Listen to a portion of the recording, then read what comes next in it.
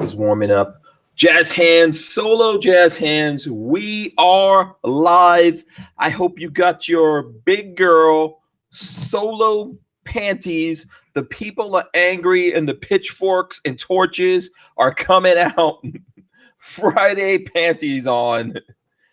We are live. This is episode, what is this? Episode 164 of the Who Moved My Freedom podcast, live from the Big Daddy Gun Studios. I'm your host, Hank Strange. It's just me here right now.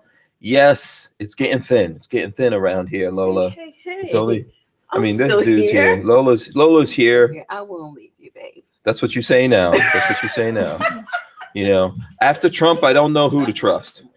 Can't trust nobody now. All right, man. Fam. Thanks for the work. Okay, I'll see you on Monday. Video is rendered in now. Okay, sweet. Thanks, man. Tomorrow. See you. Text you. Okay, yeah. Hit me up. Yeah. So that's right. You know what? We're here. We're doing this. I'm rolling solo right now. Walter should be coming in here. He's just running a little bit late. We're getting ready to do some stuff tomorrow, so you'll probably see him here in a second. Of course, we're here talking about the Omnibus bill, and I'm going to quote Chris B., who says, "We got thrown under the Omnibus." Yo, the yo's from me. I put the yo in there. I don't know if Chris B. wanted to put the yo in there. I know there's lots of mad people out there, lots of very upset people. You deserve to be upset. You should be upset.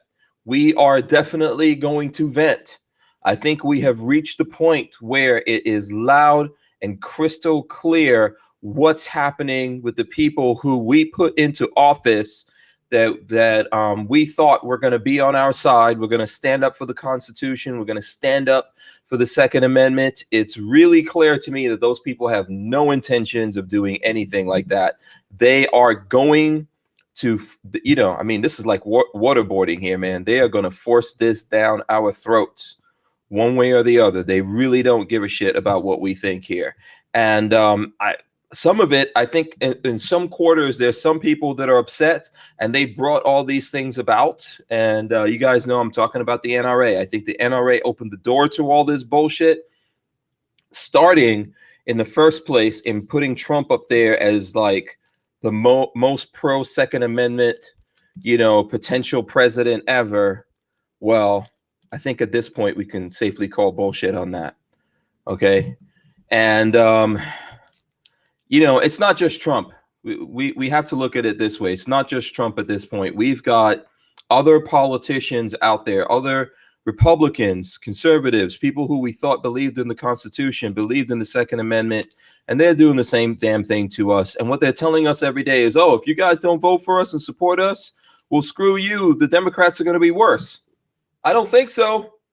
When we had the Democrats in office, everybody was riled up. We were paying attention. We were on point. We were fighting back. Right now, no one's fighting back. So we're going to talk about all of that tonight. It's Friday. And yeah, we're mad. And I think, what is that saying? We're mad as hell and we're not going to take it anymore. Hell yeah, that's where we're at right now. So we're going to talk about that. I'm going to go through here really quick and shout out some people. Let's see who was in here. Joe Carpenter, he was number one. Congratulations to him. 33 Bravo, also in the house. Carl Compton says, what's up? 33 Bravo says, be sure to join your local gun rights groups at the state level. Hells yeah, absolutely. I see Chris Illog in here. He says, evening, Strangeaholics. And Michael Bender, let's see. Atakutom,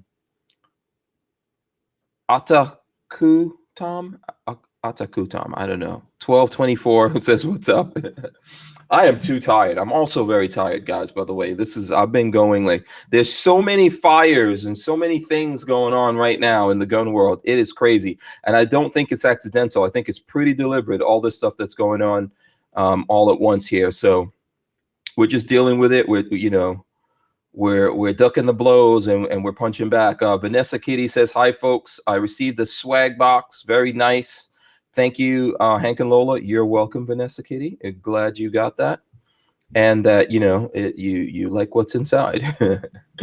So Chris Illog says it was a short radio interview this morning. Yes, indeed. I was on the radio, the local 97.3 Sky, Lola. Is that what it is? 97.3 the Sky. Yeah. If you want a link to the radio station, because I think you could probably go play it. First of all, I was late. So, don't know what to do about that one. I thought I gave myself appropriate time, and then I hit Gainesville traffic, and it was horrible. So I got there late. So it probably would have been longer, but that's how it goes. And that's why you have this. You can feel free to ask me anything. As a matter of fact, I'll talk about whatever the hell you guys want to talk about. I know yesterday there were some complaints. People were like, oh, Hank's not listening to us. He's not taking our questions or whatever. So I'm here.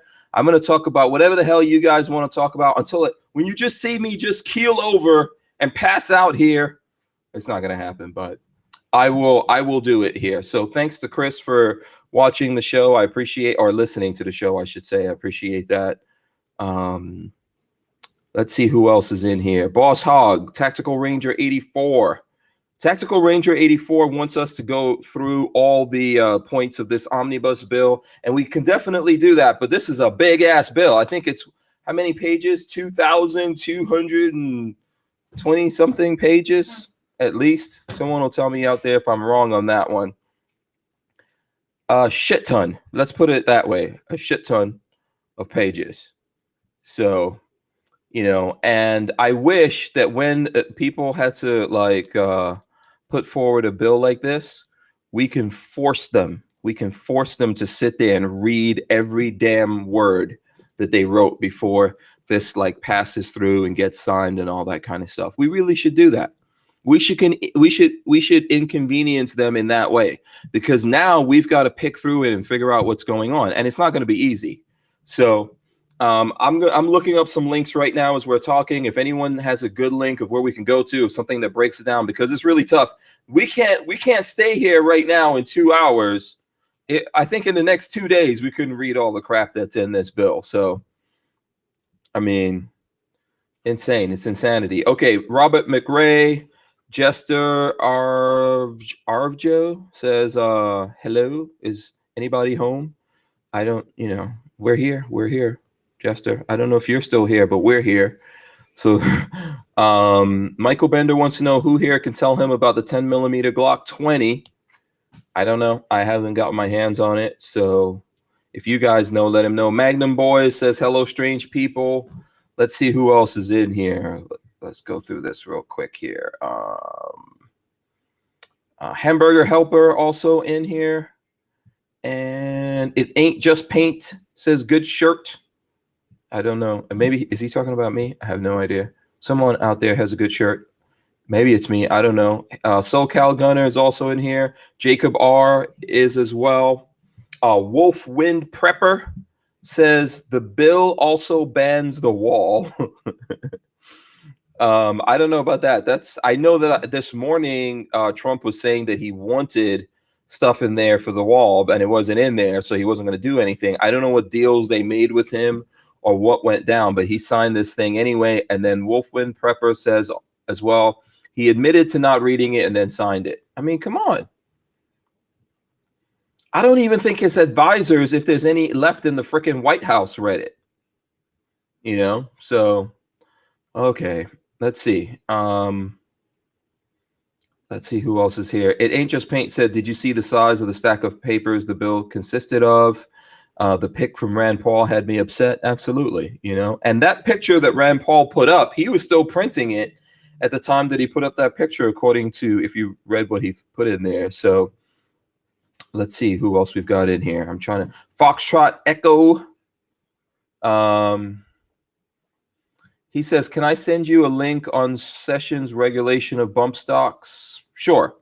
Absolutely. I know that there's still stuff trying to go through there. It's not over. This is not over at any stretch of the imagination. It's not over with this Knicks fix nonsense. So Joe Carpenter says, did anyone become a felon today? Yeah. Who else is in here? By the way, I don't know if you guys know this. I don't know how many people out here are on Reddit. Lola and I were on Reddit. Lola usually handle the Reddit side of things. Yeah, our Reddit account Deleted. No longer exists. Lola, I think she sent me some kind of picture of it here. Let me see if I can open this picture. This community has been banned. Oh, yeah. Yeah, so I don't know if you guys could even see that with the focus and all that stuff, but the Reddit gone. We heard about that a couple days ago. It's so crazy around here that we just haven't been able to get to everything that's going on. And Lola took a look at it today. No longer there. So there you go. Let's see. Let's see who else is in here. Brian Quick is in here, as well as Justin E., Efrain Rodriguez, Robert Norton, LV Louis Cipher. He's in Las Vegas. There was some Las Vegas news this morning as well. Some video released. Funny timing of the release of the video, and I call bullshit on that's the only video that they released. We know there's a ton more videos than that out there. STL Storm Spotter also here. Let's see who else. DCG 44 says he's here waiting. He's real pissed off at Trump. Know the feeling. Mark Wagner as well. Let's shout out to him. Let's see what else we got. The Archangel says let's start it off by hitting the thumbs ups button. And yes, that's true. I guess I forgot to tell everyone that. See, make sure you hit the thumbs ups. We've got like over 200 people watching right now. I'm gonna have to go check and see what we got going on here in terms of of people hitting the thumbs ups buttons, because someone's got to keep an eye on this. Might as well be me, since I'm here all by myself right now. Okay, we got 100 thumbs ups. I think we can get more. So please, we got 200 people. We can definitely get 200 thumbs ups. What's up, Lola? What's going on? So Cyrus08 wants me to pull up Trump's tweet from 1:50 p.m. this afternoon. So it looks as though he started 10 hours ago wanting to veto the bill. Yeah, he says, yeah. It goes this way. So yeah, it goes up that way. It goes up this way. So scroll up this way. Yeah. And I guess that's probably the last one 2 hours ago, maybe. Yeah, so he says he started out wanting to veto it, and then it winds up here. He says Obama administration legalized bump stocks. Hold on a second. Sorry. Bad idea. As I promised today, the Department of Justice will issue the rule banning bump stocks. So that's another thing that we're going to talk about. Then as you continue. He says, as a matter of national security, I've signed the omnibus spending bill. I say to Congress, I will never sign another bill like this again. To prevent this omnibus situation from ever happening again, I'm calling on Congress to give me a line item veto for all government spending bills. I don't even give a crap what Trump says. I think we need to stop looking at Trump in whatever way that we were looking at him. And I'm calling for people to finally come to a point. Like, you've crossed over the line in the sand many times. I know you want to rationalize why you voted for him or whatever. I mean, come on. Like, we have to get over this and admit that this guy is anti-gun. He's anti-gun. He's not trying to do anything for us. There's very few politicians out there. There's like Republicans even. Most of these people are anti-gun. That's what we're heading for. We need to wake up. We need to, I'm not saying that it's over. We could push back. We could fight back here. Ultimately, you know, it's unconstitutional to take away our Second Amendment from us, and we have to do something about it. We have to reach a point where we're like, hell no, this is not happening anymore. So I really don't even give a crap to hear what Trump has to say. I'm really just not concerned. Whoever still thinks that he has some kind of brilliant strategy in mind and all that, I call bullshit on that. I see too many people are falling into that trap of thinking that Republicans and people like Trump and everyone else out there, that there's some brilliant strategy to pacify the left and the gun grabbers. Bullshit. No, you are the one being hypnotized if you think these people are on your side. They're not on your side. Man. Okay. All right. I see my edit my sub MOA AK Bill Butcher. I see Andrew Thomas, Chris Bolus, Sergeant Poppy. He says Jazz Hands, Mr. FNH, you know, Chris Lucaswick. I'm not going to be good at pronouncing names today. I'm way too tired. Dan Davis, as well as Moobutt, Nick of Earth, Jason Gutierrez, Recall Junkie 1981, Mort Business. Shout out to all you guys. Rising Tide Outdoors, Dan Davis. Shout out to everyone. I think Carl Compton, Judd Miller, Rick Thompson. Rick Thompson says, love you guys, even Walter, but Walter, don't make so much racket eating when live. Well, Walter's not even here, but we'll try to pass that on. John J. Washburn, Bye Pie says, Trump sold us out. Eli EDC, Jake West, Joe Guzman, Philo. Today, Philo says, today Trump stopped being better than Clinton. Yeah. Let's see who else.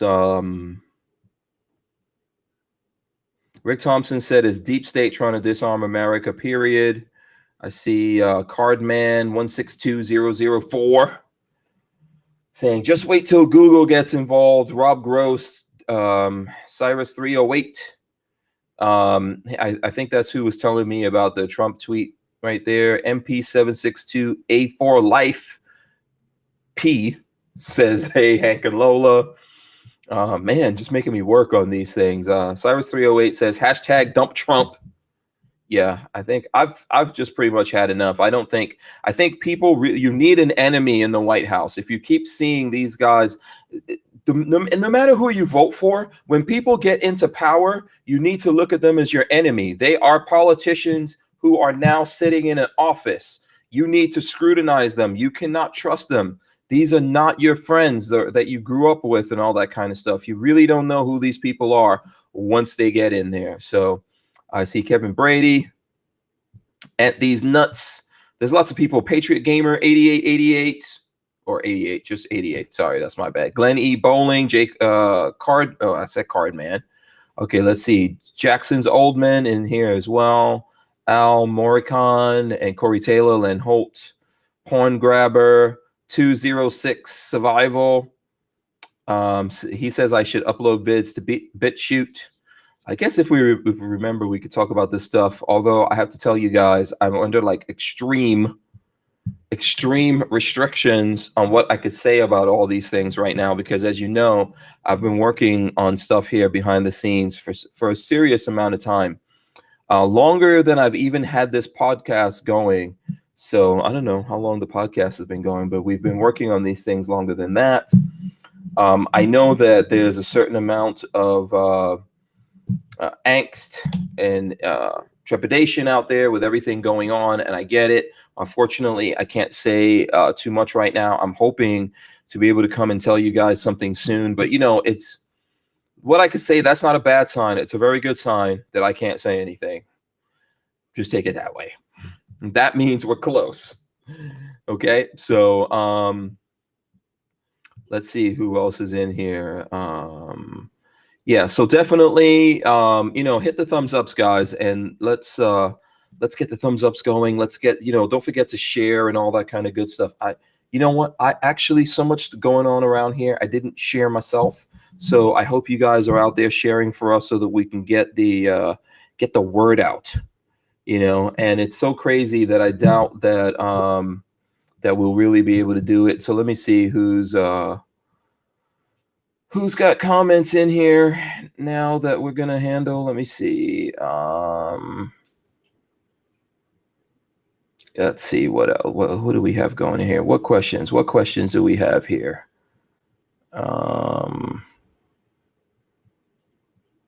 Lola, do you see any questions? Okay, MP76284 Life P says, hey Hank, it's just MP76 is cool. All right. You know, I'm not trying to leave out any digits. So there you go. Well, it sounds like Walter's coming in. Yeah, I'm gonna try to do the let me plug my ears in here. Absolutely. And don't forget the all the cute stuff. See if it takes it this time. Oh, okay. All right. So I am just going through here and trying to see what comments and questions people have. So I see there's some comments about full 30. I cannot speak on full 30 at this time. That's all I could say to anyone out there. I don't understand what's going on with the toolbox. I don't know. I mean, mine's working for me. Because it's weird. Because when I first came on, the toolbox was already open, and I didn't open it. So, oh, okay. You can always delete it and try to reinstall it or something. Yeah, I'll have to do that at a later date or something, I guess. Yeah. It was giving me stuff last time. I'll try not to. Try not to curse too much. Yeah. So there's lots of questions here. People want to talk, Walter. I know you're just coming on right now. Have you kept up with what's going on with the omnibus spending bill? And I heard he signed it or something. Yeah. Yeah, he signed it, as well as he's still pushing the bump stock ban. Yeah. Etc. Well, I got news for you. You can scream to the top of your lungs. It's not going to do any good. So. And what do you mean by that? He's going to do whatever he wants to do, I think. Yeah. So. At this point, yeah. He's already said he's going to do it, so it's going to happen. So. Yeah, I don't think he cares what we think, and that's all well and good. He listen, honestly, you become president. Do you need to be president for 2 terms? It won't. It doesn't make a difference. He could resign right now. It wouldn't make a difference. Right? He still gets all the bennies. I mean, maybe we might be better off if we get Mike Pence, but I'm honestly not even 100% sure on that one. Next thing we know, Mike Pence is going to be leaving the White House. Just remember who said that. No, he's not going anywhere. Just remember I said that. Next thing you know, Mike Pence out of there. Okay. Okay. That's how bad things are getting right now. I foresee the future. Yeah. I'm not psychic. Okay, now P. Grant M., the Trump crime family. We just had some of the biggest crime families in political history that just left the last 8 years, or were there the 8 years. He ain't nothing like them. So you might not like what he's doing with the gun stuff or this or that or the other, but it's not the same racket. It's not the same racket. So I think the way that people feel, and I could see this in the chat, is people feel really betrayed. They feel betrayed by Republicans, not just Trump, but Trump is one of those people. Yes, yeah. Don't just jump on the Trump back and beat him to death, because it's a whole bunch of them right down the line. So yeah, and what happened? What do you think happened that all these Republicans, all these guys that were conservatives and Second Amendment people and all that, why are they bailing on us right now? I refuse to hold Trump accountable. Did I say that? I'm just telling you the truth. I'm not going to try not to get emotionally involved, because first thing, I have too many other things going on around here and at the shop to get all bent out of shape about it. Quite frankly, because it's a big distraction. But and yes, I know I'm in the gun business, but as far as what's going on, their true colors come out. We have to do something, Hank. We have to do something. Yeah, that's that mantra. That's that. But I think they're going to pay a price. Come election time. Yeah, I don't know if there's anyone out there still defending Trump. Now, last week we had Lucretia. Yes. That was this week. Oh, that was that. That Dude, was this I don't week. even know. I don't even know. It feels like it was 2 weeks ago. Well, yeah, If this you wanna week know feels the like it's 2 weeks long, but yeah. Yeah, because there's just so much coming down here. It's so much that's being dealt with. And I know she was like all the way with Trump, and she said, I think she said if things like this happen, then she would get to the point where she's, where she would draw the line. I don't want to be here. I don't want to be having these conversations. I would rather be every day. We're trying to go this weekend and make some gun videos, just That's why I'm late. Yeah, we're trying to just blow off steam, but we've been fighting this fight, and they know it. They know that we're either going to get tired or we're going to keep fighting. Maybe we're going to make mistakes, which I think is part of what you're saying. Like, don't get to the point where you just break and let these people take you out easily. Don't blow your wad right in the beginning. You can't. You gotta stay in to get to the finale, because if you lose it too soon, they're gonna get you, like you're saying. I mean, this is not new. This whole thing is just, I've seen all this before. This is nothing new. Everybody acts like it's the newest thing since but the whole cycles, we've been through the cycle before with the assault weapons ban and everything else and the same stuff. And I hate to say the world didn't come to an end, but there were dark times. Yeah. And but we finally, I think there's things that need to happen to us before we wake up and realize what's happening. Hello. Yeah. And because we're human beings, we are not as sentient as we would like to think we are. And we forget really quickly history. And so therefore we are doomed to repeat it. Well, of course. And that's what's happening. That's what's happening right now. It's the same old story. That's why people can predict this. I see lots of people talking about Yankee Marshall in the chat. And this is one of the things that Yankee Marshall said when he was on here, that, hey, this is how this is going to go down. These guys are going to open up the doors to these things, then things are going to happen, and then we'll have to get behind them. That's with the NRA, that's with Republicans, because we're going to get scared and think, hey, we really need these guys. In 1994, a lot of Democrats that put the assault weapons ban got pushed out. Now, I can't see this. It's going to be. It might be the same kind of thing, but I can't see Democrats replacing them.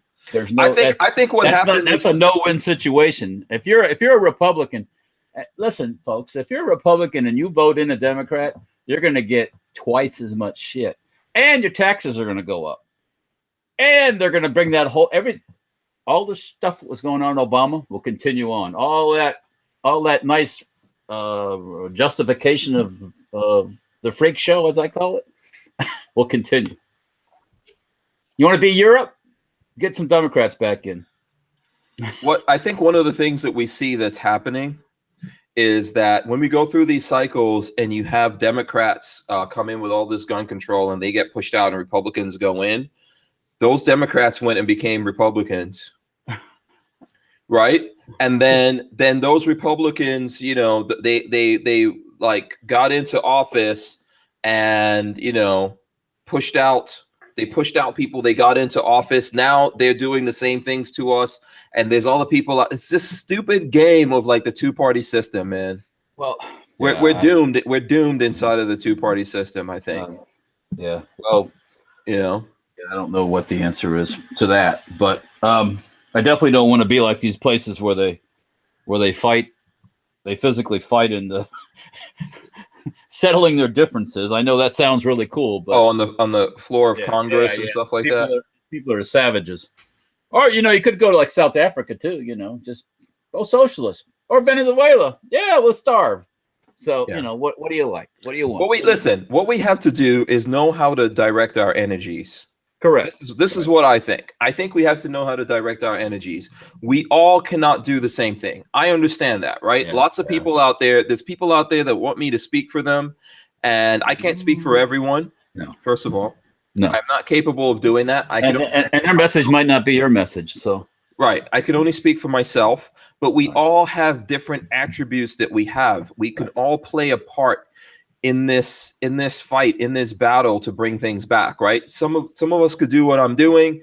Some of us really should be running for office. I think it's crazy that there's some of us who are very passionate about this and have a really good understanding of this. And then we go, yeah, but I'm never going to run for office. Okay, then we're screwed. Yeah. We're screwed. And I get where they're coming from, right? They don't want to be sucked in and be hypnotized, or what is it? Like when the siren call of politics. I don't want to take a pay cut myself, but I don't want my time to be or maybe beholden to some political party or some old fart that runs the party who lives with a cat lady, that kind of thing. I don't know. Yeah. Well, and let me tell you one thing that I've been telling people for a long time. Trump becoming president is an indication of the fact that the Republican Party itself is, if not dead, very close to that. Oh, yeah, because they've basically the same as a lot of them are basically the same as the Democrats. Well, they have no balls. That's the problem. Nobody wants to stand up for stuff. They just want to, let's see here. The polls are going that way. Let's go that way. These little kids get up. Oh God, I'm so tired of seeing those stupid little fuckers. Sorry. Well, that's one of the points too. Especially that one little bastard. He's always on all mad. And you know, Yeah. it's a big act. How Yeah. many stupid people out there watch that stuff and go, oh, those poor kids. Oh, somebody's paying their ass.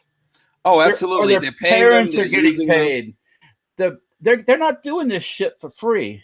Come on, don't fall for this silly stuff. Oh, they're poor children.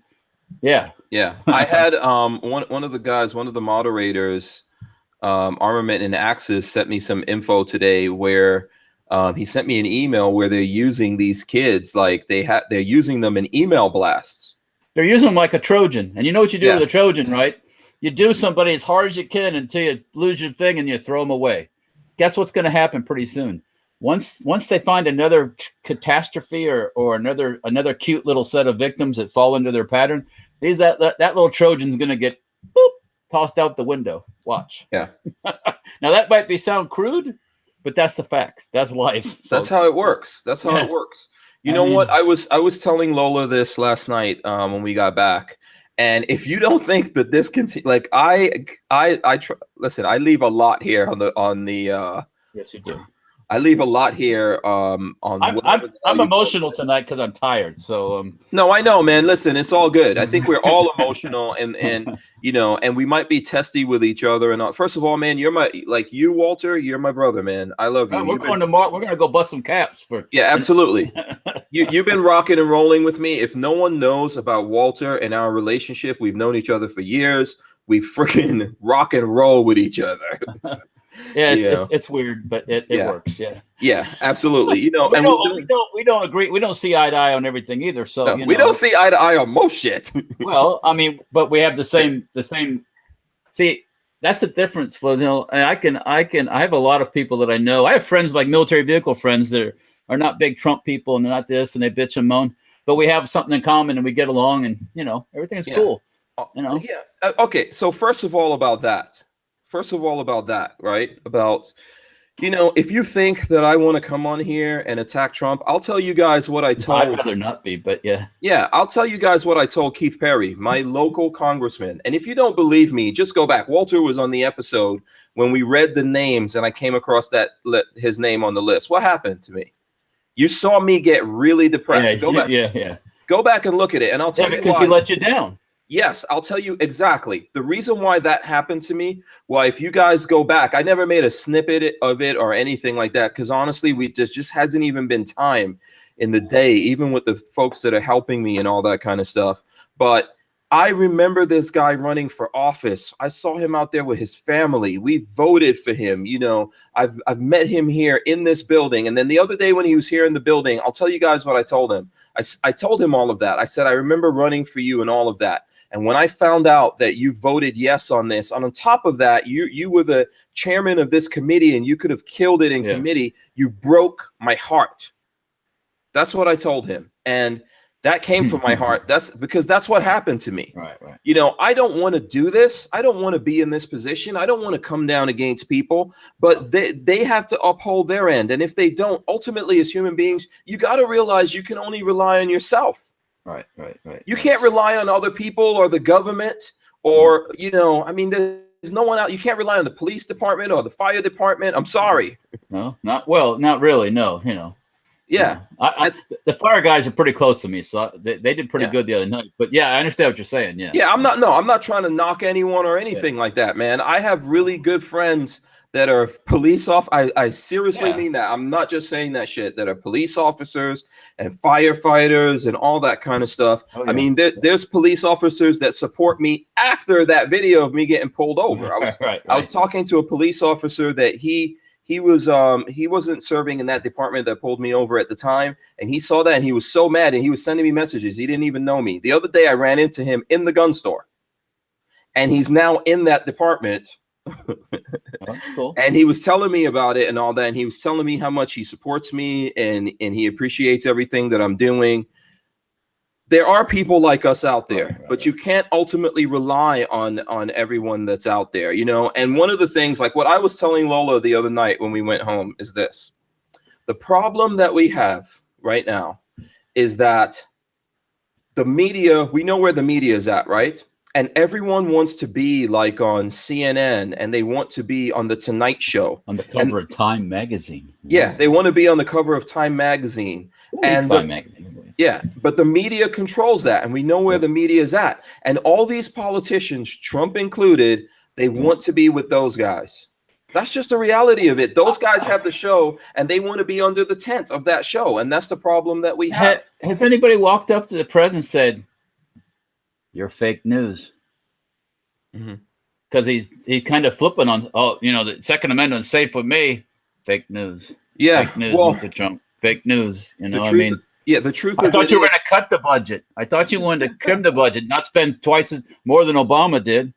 You see some of the silly shit that they got in that bill? Oh my God. They're worried about border security in other countries. They won't even fix the fucking He just said Lola, or someone in the chat told Lola to show me his tweet. Early in the morning, he said he wasn't going to sign this bill. Yeah, then he decided to sign it for national security reasons. Why the hell do you need national security unless the people can't defend themselves? I hate that reason of national security reasons. What the hell are they talking about? This is America, damn it. We can secure our own security. Well, I don't have any anti-nuclear ballistic missiles in my backyard yet, but I'd take one though. But the military does not stop because they don't sign the spending bill. That's a misconception. The military continues doing their stuff. Military guys get paid, all that good, funny stuff. It's just all those other shitty departments and goofy stuff that's shut down. And, the oldsters. So, anyway. Yeah, absolutely. And I think he said that, this is the last time he's signing it. Bullshit. Well, I call bullshit on it. I don't know. I'm just like, I was hoping he'd just be like, hold the line kind of guy, but, I don't know. We'll see.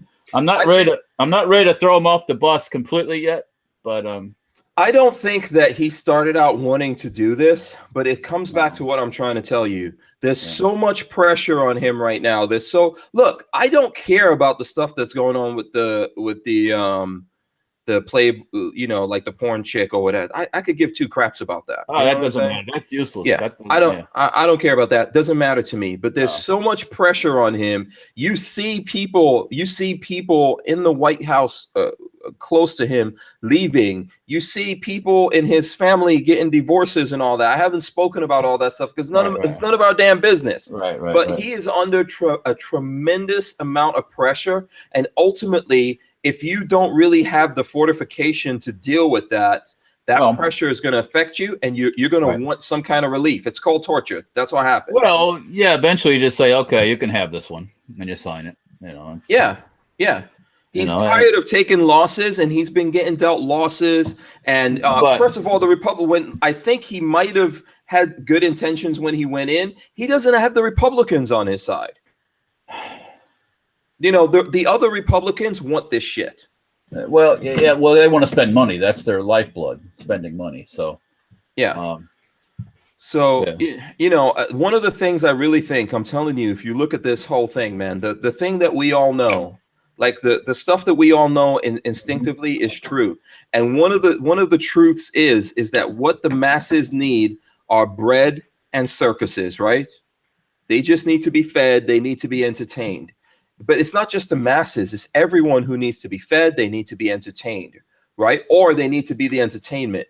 And what's happening with a lot of our leaders who we're disappointed in now is they want to go under the big tent of media, and they want to be loved, and they want to be celebrated, and they want to go to the Oscars and the Grammys and all the parties, and that shit has to end. But they're so naive because they end up being used like a Trojan once again by the media that they so desire to be close to, because the media is just they're how do we say this? They're just it's dirty laundry. All they're looking for is dirty laundry. They don't care about anything else besides. So as long as you play their game for a little bit, they'll use you like a Trojan, and then boom, next guy. So I don't know why they'd want to. At the end of the day, I'm going to tell you something that I told Keith Perry. No matter what you do, because he said he did all of this because of the pressure, and that where was the pressure? That's what I don't know. I don't know understand. It wasn't like people were protesting. you had the paid actors up there crying and looking all sad, the kids. But where were the people? There was no people protesting. There was no people saying we need assault weapons banned. It's silly. People are pretending that they're under pressure because some kids died. And I have children. I don't want them to die. I don't want anyone else's children to die. No, but every freaking day people die, texting in their cars and drinking and driving and run over by. Walter, the word is abort, but it's basically it's slaughter. It's slaughter. Right. We slaughter thousands of children, of our own children in the womb. Every day. We do it every day. So these people can never convince me. I'm sorry. You can't. You're gonna have to give me a lobotomy before I believe that we're not, destroying children every day in the womb, because we are. We all know this. Oh yeah. Okay. Yeah. We all know this. So that's all of that to me is. Oh, by the way, that was in the bill too. Funding for Planned Parenthood. Yeah. And that's like, what the WTF over? When did there is no, the only plan is to chop up and extract. That's the plan. Yeah. So, and sell body parts, which, God, people call people Nazis. This is the level of shit that the Nazis did. Chopping up babies and selling their body parts. Yeah, that's pretty scary stuff, Yeah. And that's what we're doing every day. Nobody's outraged. I don't see any kids on CNN every day talking about it. I don't see them sending emails and doing this thing and that thing and like, oh, you got to do this every, I don't see that. I don't see people around the country going, yeah, we're going to stop this now. Well, they're not marching in the hood for the black people in Chicago, are they? No, they're not going down in the hood and hanging out and saying, "Hey, man, no, you don't sit down there." You know what's weird? I forgot where is it? Where is that recently the police officers killed a guy because they were chasing someone? I don't know if it's the same person that pulled out a cell phone, shot him. He was on his cell phone in his own backyard. I guess he went for a cell phone. They thought it was a gun or something. I think he had his cell phone in his hand, and it was at night. Oh, so I think they were chasing someone. I don't know if he is who they were chasing, but because none of that is clear. But what is clear is they fired 20 times at him. 20 times? Yes, and he is shredded at this point. He's no longer alive, right? And these are the same people, like we said, we know this is gonna. It's crazy. Yeah. It's crazy when stuff is gonna happen and people are gonna get all mad. But you want the police. You want the police to be the special ones, to be the only ones with the guns. You want to not be able to defend yourself. All these people who are mad and all the people with the Black Lives Matter bullshit ass signs and all that. Right. You want this. Yep. You want to have the Gestapo? Like the Germans had the Gestapo where they just take you out and shoot you? Yeah. Keep it up. We have to be responsible for our safety. Okay? Yeah. We have to be responsible for our safety. That's how we get into these situations, when we abdicate our responsibility to other people. Right. This is what's wrong with the world, not just America. No. It's wrong with the world. Yep. And I think it was in the is it in the title for the show tonight about giving the kids rocks to throw at the shooters? Oh my Lord. I'm like, did somebody really say that? Was that real news? You want to get into that right now? No, well, I mean, is somebody that? Yes. Have you ever? Let me just say, have you ever put a group of little boys or girls with a whole bunch of little pebbles around? You watch what happens. They start throwing shit at each other. They start showing, hello, and at glass, at windows, at anything that. Next thing you know, they're duking it out because they pissed each other off. Yeah, Yeah. Do you I don't know if you ever saw this video. As somebody that, are you going to go charge a guy with a handgun with stones? Yeah. Are you going to charge me with? I guess you know what. No, it ain't going to work, Hoss. I mean, come on. That kind of attitude and those kind of statements I would automatically ditch that dude. I mean, he'd be gone so fast to make his head spin. I mean. And once again, hey, that's that Joe Biden thing. Well, I'll take him out back and beat him up. Are you going to fix things by doing that? Joe Biden can't beat off his own, what? Creepy Joe Biden. All he likes to do is touch little girls and grope people when he's not supposed to be groping people. And Yeah, he can't beat his own junk off, so he definitely can't beat anybody Creepy else. Joe. I love Creepy Joe. He used to say all kinds of weird shit, and he still does. But these I wish we settled shit like we did in the olden days with like pistols at dawn. 20 paces. Yeah, seriously. I'm not even kidding. I don't care who thinks like. I wish we were still in those fucking days. I think that's real romantic because that didn't happen that often. But I know, but it sounds cool. Yeah, as long as you're a good shot. Yeah. I wish that's how we settle things. Whatever the modern version of that, I'm fine with it. Have you don't watch much TV? I know that, but they had a series on the History Channel about the pioneers like Davy Crockett and Daniel Boone. Mm-hmm. Those guys went through some shit. Yeah, it was really tough. Yeah. Those guys to get the things they got done, and and fought the British and fought the Indians and fought the Mexicans, and it's like, man, nowadays you got nothing, nothing on these real pioneer guys. I mean, like this shit is real. I mean, I haven't caught those yet. I mean, a lot of those things I'll catch them when they wind up coming around to like Netflix or something like that. I learned stuff on that I didn't know before, like about Daniel Boone and stuff. I'm like, holy cow, man. He escaped from the Indians that caught him to take to the British, and he ran back to his settlement 100 miles in 3 days through the woods. I mean, through the woods. Yeah, okay. You think it's a big deal because we can't do that today. With 100 and our hearts would explode. But those guys nothing used to do eat, nothing. He got back, man, saved the day. But it's like, holy cow, Yeah. So when these people whine about, oh, I got this, I ain't got that, and I can't afford a cell phone, I can't, blah, blah, blah, I don't know. It's like, oh fuck you. Pussies. I mean, I'm so tired of hearing this stuff from people. We never will work as hard as our parents. When I look at your dad is still kicking ass. Yeah, or my dad's, and like and during Europe in World War II, all the people, everybody there had a story. Everybody got shit on. Everybody had a hard life. Some of the stuff they went through, it's like, oh my God, my grandfather survived Stalin's purges, first thing.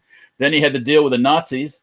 Then they end up in a labor camp, and then they come here and they had the KKK pointing guns at them because they gave some black folk a ride, stuff like that. It's like you don't understand it now. You got it so easy. There's nothing going on. Most people in the U.S. are not having their life threatened every day. Mm-hmm. Or if they are, they're putting themselves in that situation. So I don't. We've got it so easy now. Yeah, that's compared to what it was, yes, and that's what we don't know. And the pressures, I'm not saying, look, I think it's good. Some parts of this are good of what we've accomplished, and some parts are really bad. We don't work as hard as our parents did, and we don't appreciate as much the smaller things, the finer, what they call the finer things in life as they did. And another thing I was listening to the news the other day, and it was local news, and they were talking about making, doing stuff to make more jobs. Why don't you do stuff to teach people how to start their own business, so they're not relying on other people to have a job? Mm-hmm. That's another thing too. Being to teach people how to do their own thing and be willing to try it. It's not for everybody, I know, and trust me, it's sometimes. Today I was thinking it should be nice to just go work someplace again. I'm going to tell you something. Everyone's going to not everyone, but except the government people are always going to be employed. Well, but the rest of us are going to have to figure out how to be independent contractors. That's going to happen. I mean, I work for 3 different government agencies. And come in here. Come in. You see, I've got my assistant. He's got to open. Did opening that zip? What is it? Too much exertion for you? Oh, I'm getting some orange juice. I need some orange juice for the voice. Hey, while you're at it, for these young whippersnappers. I'm not paid. Nah. Get out of here. Yeah. Thank you. I appreciate it. He's a wise ass. I need it. I can do that right now. Come on. Yeah. I need a personal assistant. Yeah. Oh yeah. You don't need personal assistants like this. Okay. I don't mind the attitude because I can put it right back. But yeah, you might meet him tomorrow. He says he's going to come out. Are you bringing the drone? Yeah, he's got a drone. You have a target then.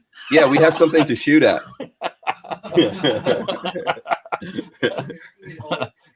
Yeah. So yeah, Stress relief. I like it. absolutely. By the way, let me just remind everyone to hit the thumbs ups. Okay, I think we're over 200, but we can do 300 thumbs ups. It can be done. Okay, and before I forget, I know we're deep in this, and I'm going to keep talking about this stuff, but you know, we're all the way up to our Trojans, like Walter likes to say. Yeah, I mean That's the way it is. Here comes the drone. Here comes the drone. Uh-oh. Here comes the judge. Here comes the judge. He's got to show off. Can we weaponize that thing? Can we weaponize it? Yeah, you can put an auger. You'll get a visit. It can't carry a sire augs. You'll get a visit. You'll get a visit from the Gestapo if you weaponize it. So. A pug, a little 22. Maybe something small like that. Yeah, it could do with the mechanism to pull the trigger. Yeah, I can do it. But it's coming soon. I saw that Audi has a drone that lands on your car and lifts your car up. Like, so seriously. So you drive your car. You drive your car and then it comes down and attaches to your car and lifts you up and moves your car off to where it's like a prototype they're developing. Well, I want to. Who's volunteering for the first ride? I do, huh? Is he driving a tank? Is he driving a tank? No, he's not driving a tank. No, driving a tank. Not for those hours. No. Not for those hours. Walter can handle a lot, but not that. That's a long ride in the tank, my friend. Yeah, absolutely. So I want to remind everyone to Daniel Boone would get there faster running than that. Probably. Yeah. The amount of times that you're going to stop for gas. Yeah. I say like at the 6th time, you'll be like, you know what? I'm just going back home. Yeah. So for whoever wasn't here yesterday, we are doing a giveaway. I do have a giveaway going on that's going to end on Monday. It's with ATI, right? Oh. ATI is sponsoring us. So there you go. What's up? I wasn't here yesterday. Obviously, I bailed out and went to a. You went to a rock concert. Yes, I did. Yeah. I know I did. Yes, I did. I did. That's probably a little reason why I'm tired too. But no, and I'm not mad at you, man. I was glad to see you were having fun. Yeah, I went with my other friend. My one other friend, Sean Darren. No, Sean's a good guy. Yeah, he enjoyed it. We had fun. I'd never been to this place called Janus Landing in St. Petersburg. Mm-hmm. The venue's called Janus Landing. Who was it? Whose show was it? It was called Get the Lead Out. So it was like a Led Zeppelin cover band. Oh, okay. And they did a good job. They put on a good show. Oh, so, nice. Yeah, it was fun. It wasn't real late night. I was in bed by midnight. So did Led Zeppelin do that song from Thor? Oh, that from the land of the ice and snow and the midnight suns in the hot springs. Yeah. Yes. That's the immigrant song, I believe. It's immigrant song. Yeah. They didn't do the immigrant song. I wanted to hear that. That's a tough one to do. That would have been awesome. Yeah, that would have been awesome. Yeah. Yeah. I like that. Vikings. Go Vikings. Yeah, absolutely. So guess what? So anyway, we're doing this giveaway. ATI is a sponsor of ours. These are some shotgun parts and things like that we have here. But I'm calling it the What Are You Working On giveaway. So I'm inviting everyone to enter this. On my part, to be selected here, you have to be in my email list. So that's hankstrange.tv. There's a link here in the description of this video. You go there, there's a box, you put your email address in there. And the other thing that you have to do is make a post on Facebook, Twitter, Instagram about what you're working on. Tag myself, tag ATI Outdoors. That's how you find them, at ATI Outdoors or hashtag ATI Outdoors.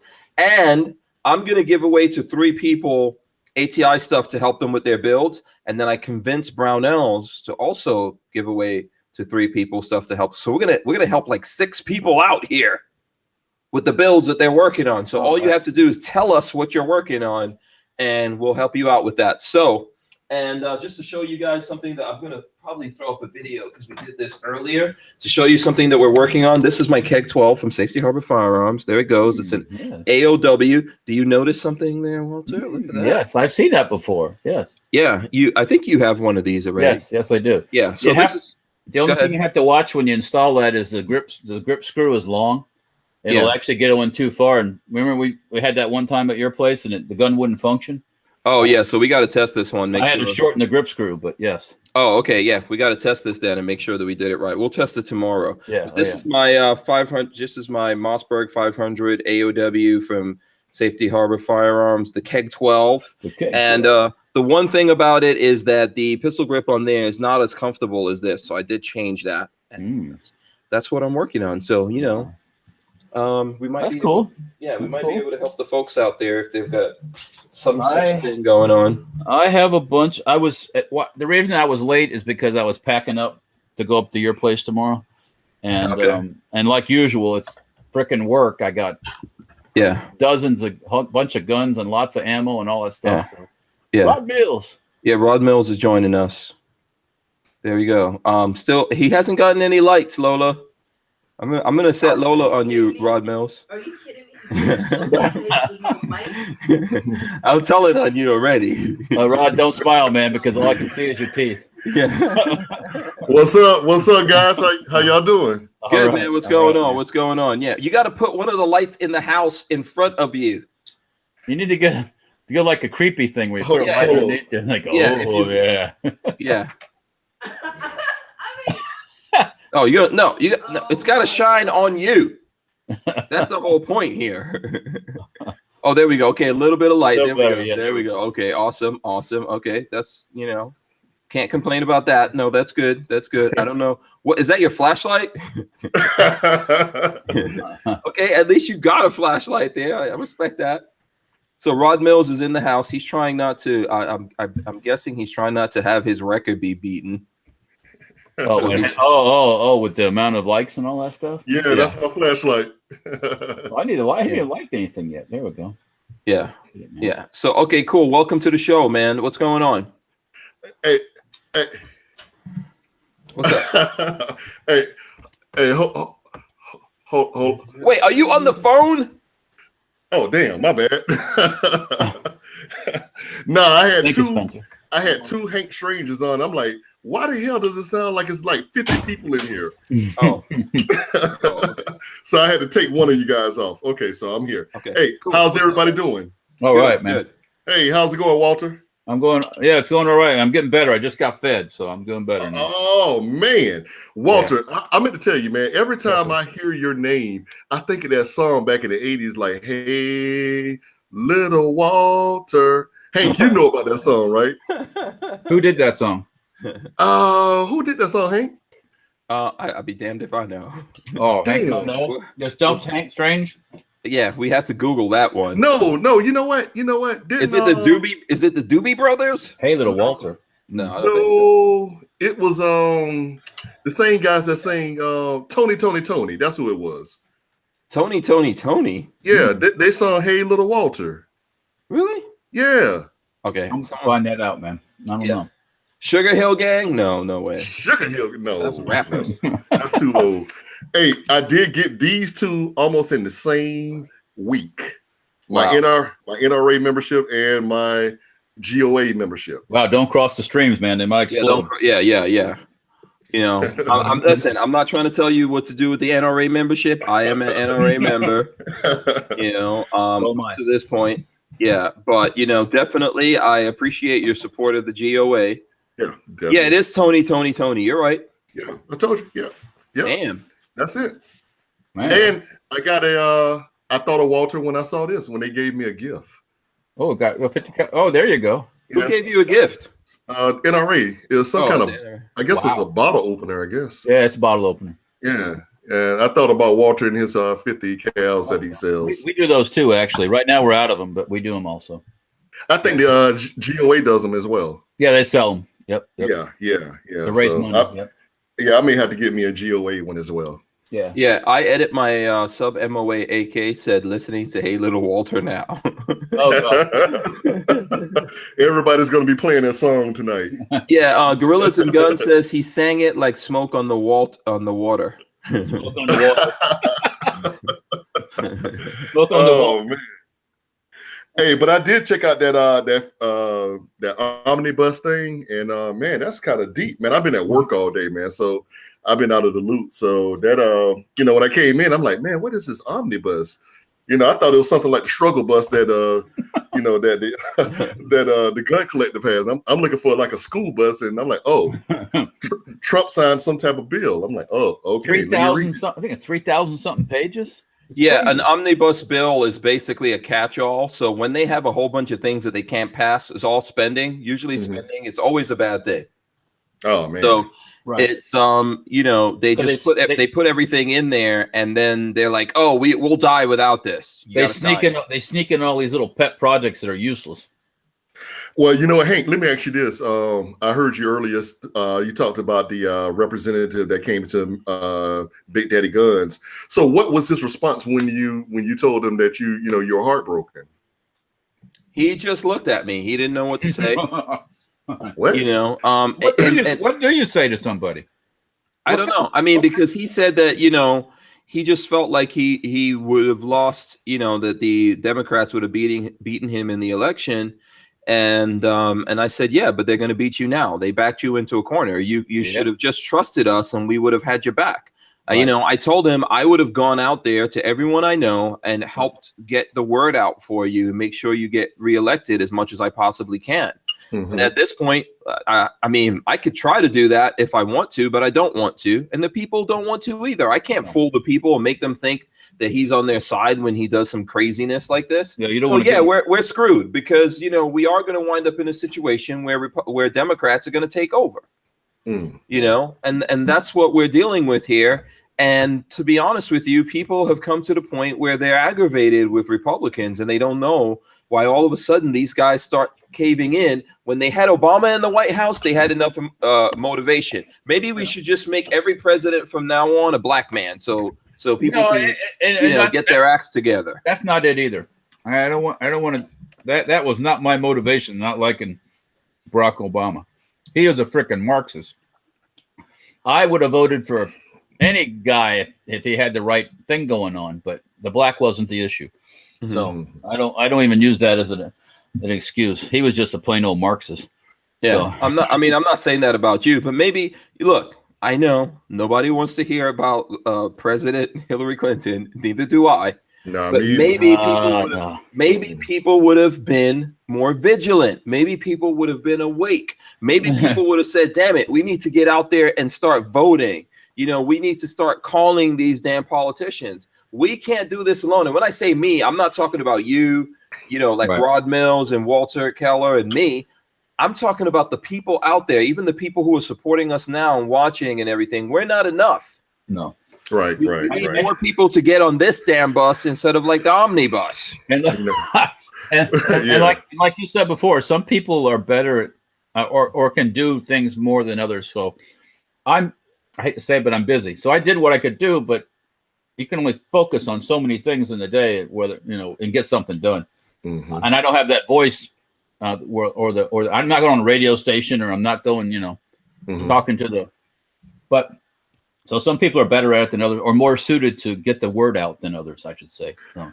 I mean, Walter, I can understand that. That's your bread and butter. Right.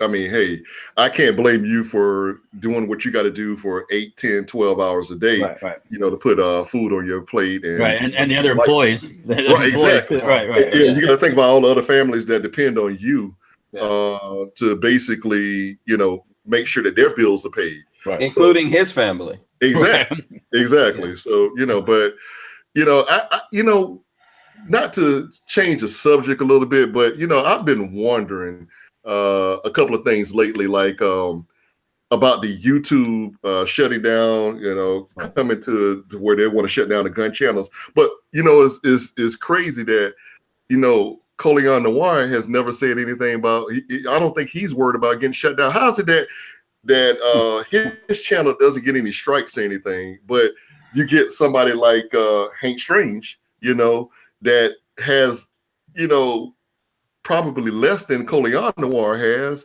and he doesn't get anything, but you get, your channel taken off. I'm trying to understand did that happen? Why is it like that? Is this some type of politics? I don't know. I think that the NRA has a relationship with YouTube up to this point. I'm not saying it's going to continue. More than likely, that relationship will not continue. I know that recently I found out that Cole Noir reached out to me. I think he reached out to me through Instagram or something like that, and sent me a message. I don't even read those kind of.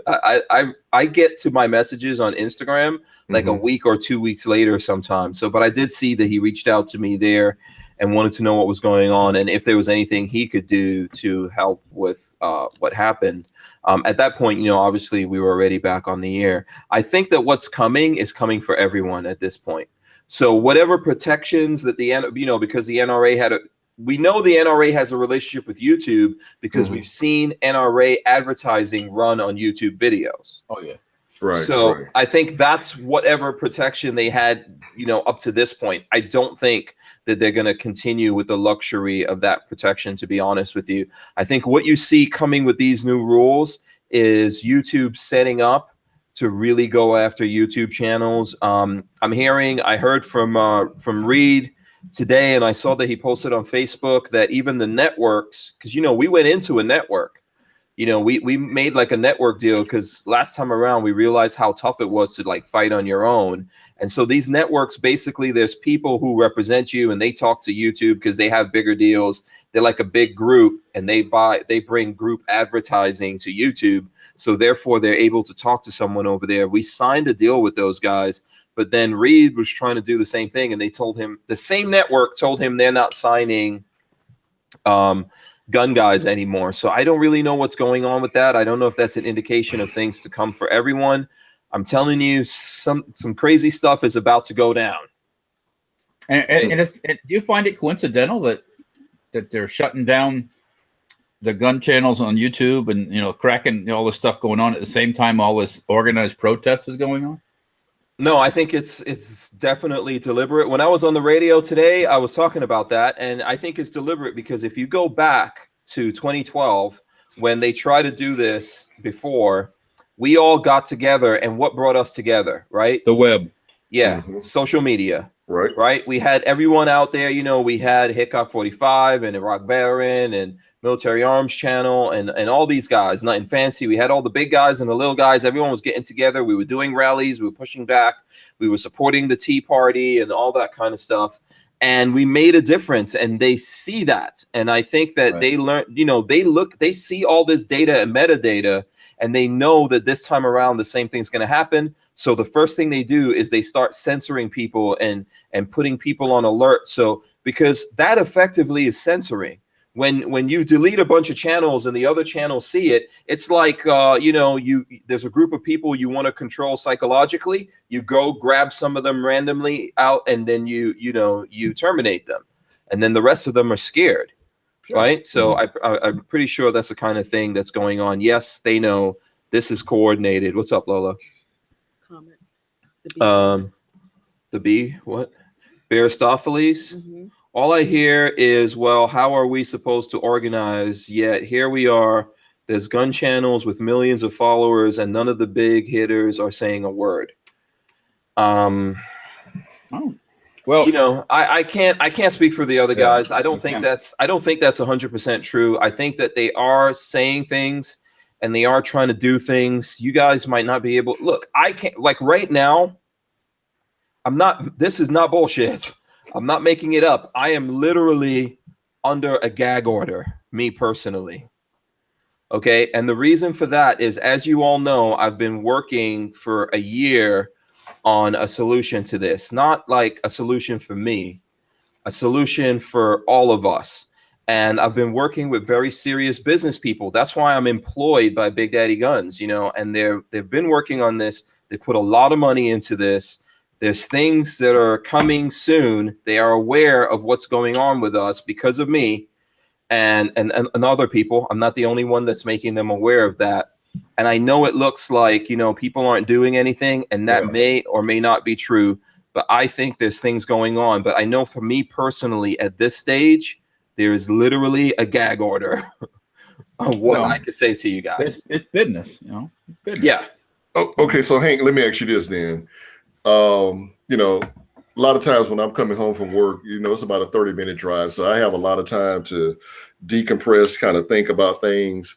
And my thing is this, as a gun community, especially you guys are YouTubers, why can't we just come to one site? One site, because I got a lot of people on my YouTube list that I listen to, and everybody is having, this, let's go full 30, let's go to, whoever or whatever. And my thing is this, why not just go to one thing? Screw YouTube, hey, if they don't want you, leave, but we all have to come together on one channel to go through. I don't care what it is. Just say everybody on, let's say, hell, Halloween. We all going to go to, all the gun channels are going to go to this channel here. Okay, this site. So everybody leave at the same time. I guarantee you, we won't have to stress on, what YouTube is doing and censorship or none of that. Everybody just go have one day that we're all going to go to this particular site and just don't do it on one day because you'll crash the site. But you know what? That's a good question. I think you're asking a question that a lot of people are asking. Can I say that? And there's certain things that I can't talk about inside of that. But what I can say to you is this, right? The whole issue in general of us going to one place is competition and a free market. And then we are all not, even though we're kind of like in the same bucket or the same boat, we don't all agree on things, and everyone has their own interests, etc. Different clicks. Yeah, there's different clicks. There's all those things. I think we can get over a lot of that, but ultimately, still, it's better for all of us if there's actually competition in the market, because the problem that we have right now is there's not competition in the market, and I don't think it's just YouTube, Facebook, and all these other places, and not really competition. They all think the same way. A lot of them are owned by the same people, so there's no competition. Yeah. So YouTube has a monopoly. So Rock Humper says this, which is very Rock Humper says you won't get new subs from other platforms unless you offer everything YouTube offers. What do they really offer though? Well, they offer diversity. This is the thing. It's a bigger pool. You can have a little pool of just gun people, which is not a bad thing. But the average person that goes to YouTube, say Rod Mills, when you go to YouTube, are you going to look at sewing videos? Actually, you know what? Oh, don't say it.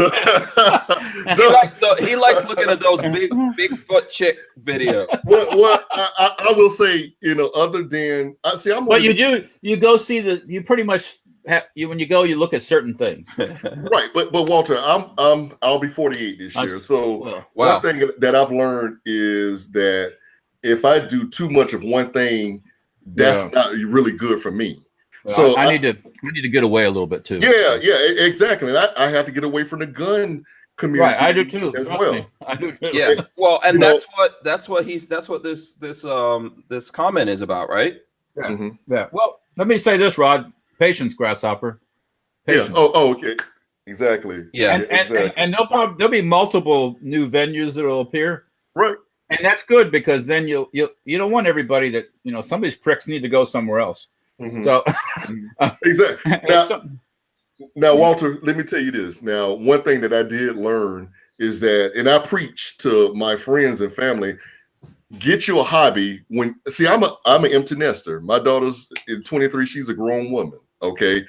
And too many people, my age and your age, they get to the point where they've been raising their kids all their lives that they don't have a hobby. Mm-hmm. And the gun thing. Well, actually, I started off by looking at a lot of prepper videos, and then that went over to the gun videos, right? And then so I kind of go back and forth with the prepping part, and then because Hank, remember, you used to do a little prepping stuff. Oh, I still do. Yeah, exactly. So, and that kind of got me interested in you originally back, some years ago, and it got to the point where I'm like, well, now. Okay, I am in the gun thing, but man, the gun thing is so unstable because of everything that's going on with America. And so I kind of go back and forth with the prepping thing, but I'm not going to lie to you, man. For some reason, I'm looking at my cell phone in my bed the other night, and I'm looking at videos of how to get weed out your system. I'm like, I don't know why the hell that came up. Sure. It was an interesting video, and then with YouTube and them, their thing.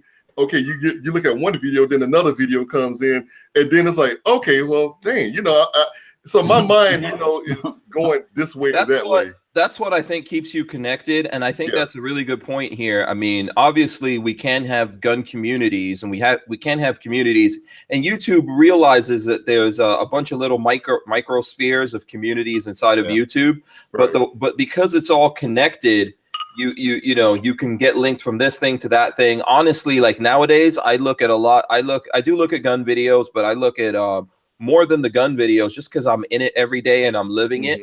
When I go home, I want to unwind. So I look at watch videos. I look at lifestyle stuff. Yeah, I look at lifestyle stuff, and sometimes that leads to other things as well. So that's listen. This stuff that that we're doing, it takes a lot to get it done, because what happens is that once you capture someone, you have to think about like, how do you hold their attention? So I don't mean like capture them, like make them a prisoner, but basically you want to hold their attention. You want to keep them there. And as human beings, the way that we work, especially men, right? We link to a whole bunch of different things. Next thing you know, you're looking at like some big boobs. Next thing you know, that your favorite gun girl pops up, and you're like, whatever. It's late. I can't think of anything that's like. I just look and see. Like I do the breathing test on Lola, or like, is she awake, sleeping? Okay. Yeah. So I mean, I think that this is we have to do things the right way in order to be successful. And I don't know if people realize that about me. I'm not trying to brag or anything, but I've always looked at all of this that we're doing as broadcasting in new media, social media, etc. And I've put a lot of time and energy into to looking at what goes on behind the scenes. I really was designed to be a behind the scenes person. I never meant even to be up front of this. As a matter of fact, I begged Lola for a long time. She's a pharmacist and has been for like 20 something years. And I was like, years ago, I told her that, you should do this thing. People would listen to you. And she said, nope, you go out there and you do something. Good move, Lola. Yeah. So that's how we're here. But I am interested in everything that goes on behind the scenes. And, I was talking to someone today, and I would tell you guys who are interested in all of this, the same thing. Believe you me, I have been putting in some ridiculous hours. Oh, yeah.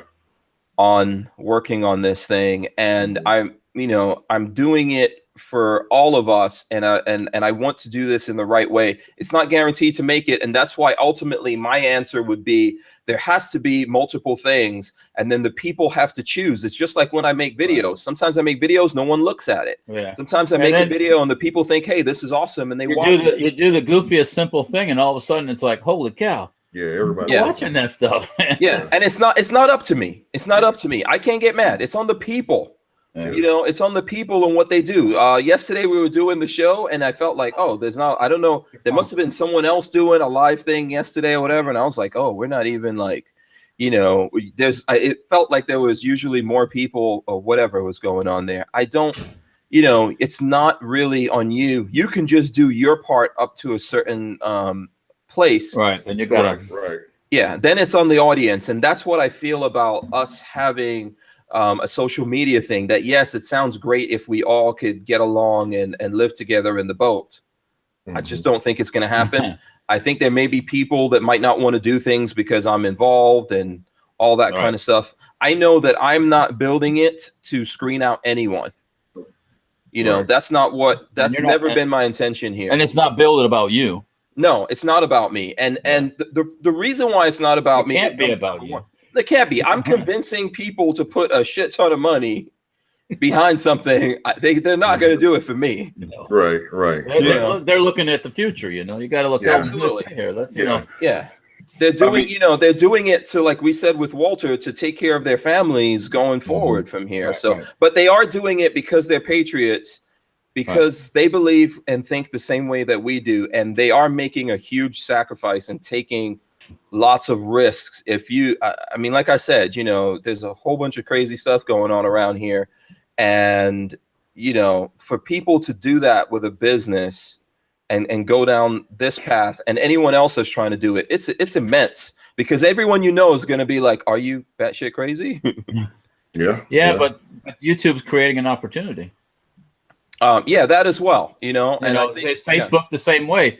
this stuff comes out about Facebook mining information and selling it to the Dems and the Republicans and everything else, that's scary stuff for a lot of people. I mean, okay, I know people are listening and watching my stuff already, so, but a lot of people, it just turns them off and they go in a different direction, you know. So yeah.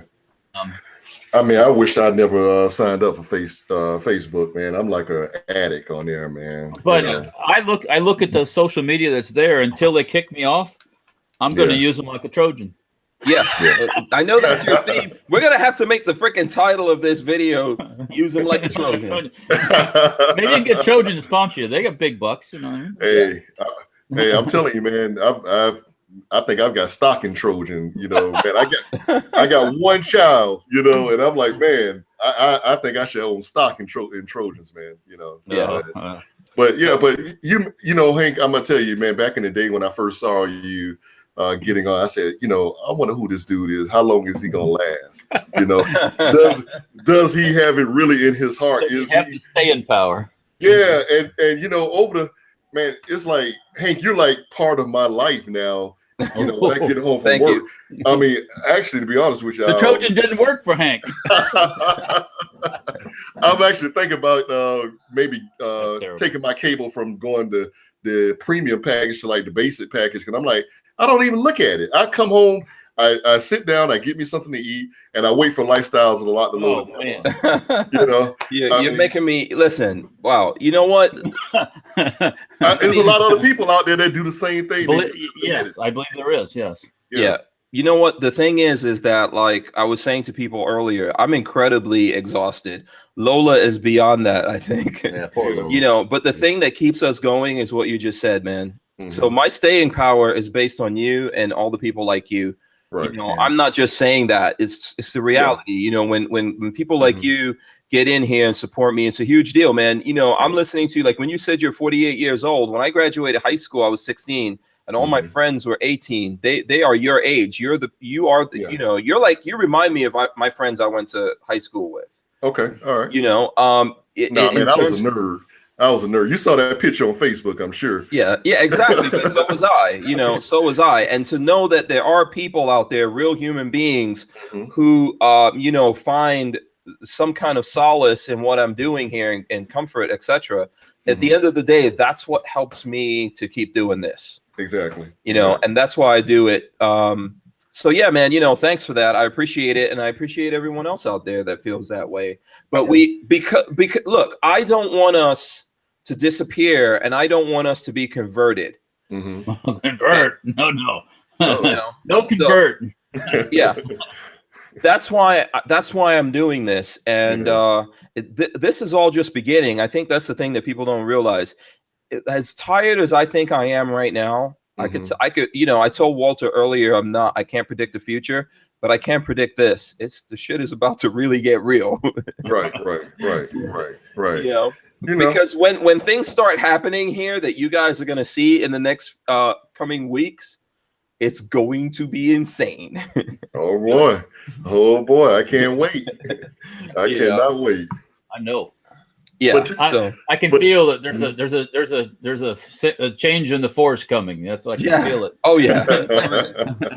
There really is. And the thing that's scary about it is that, you know, that that's like how, no matter how bad you think it is, it's like that whole old saying of you got out of the frying pan into the fire.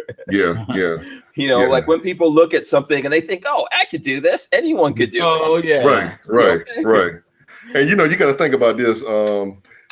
If you take everybody that's in the chat right now, you probably wouldn't be able to find maybe 5 people that can come and do this every freaking night like you do. Because, I mean, just think, man, you could be out eating a pizza. You could be out taking Lola and you guys going to dinner or whatever. I could be getting, what time is it? Like, is it 9? No, I could be getting some booty. Yeah. Well, you know. Yeah. There's lots of booty that goes on the wayside here, man. That's like, that's how I know I'm suffering. But I think about all the damn wasted booty.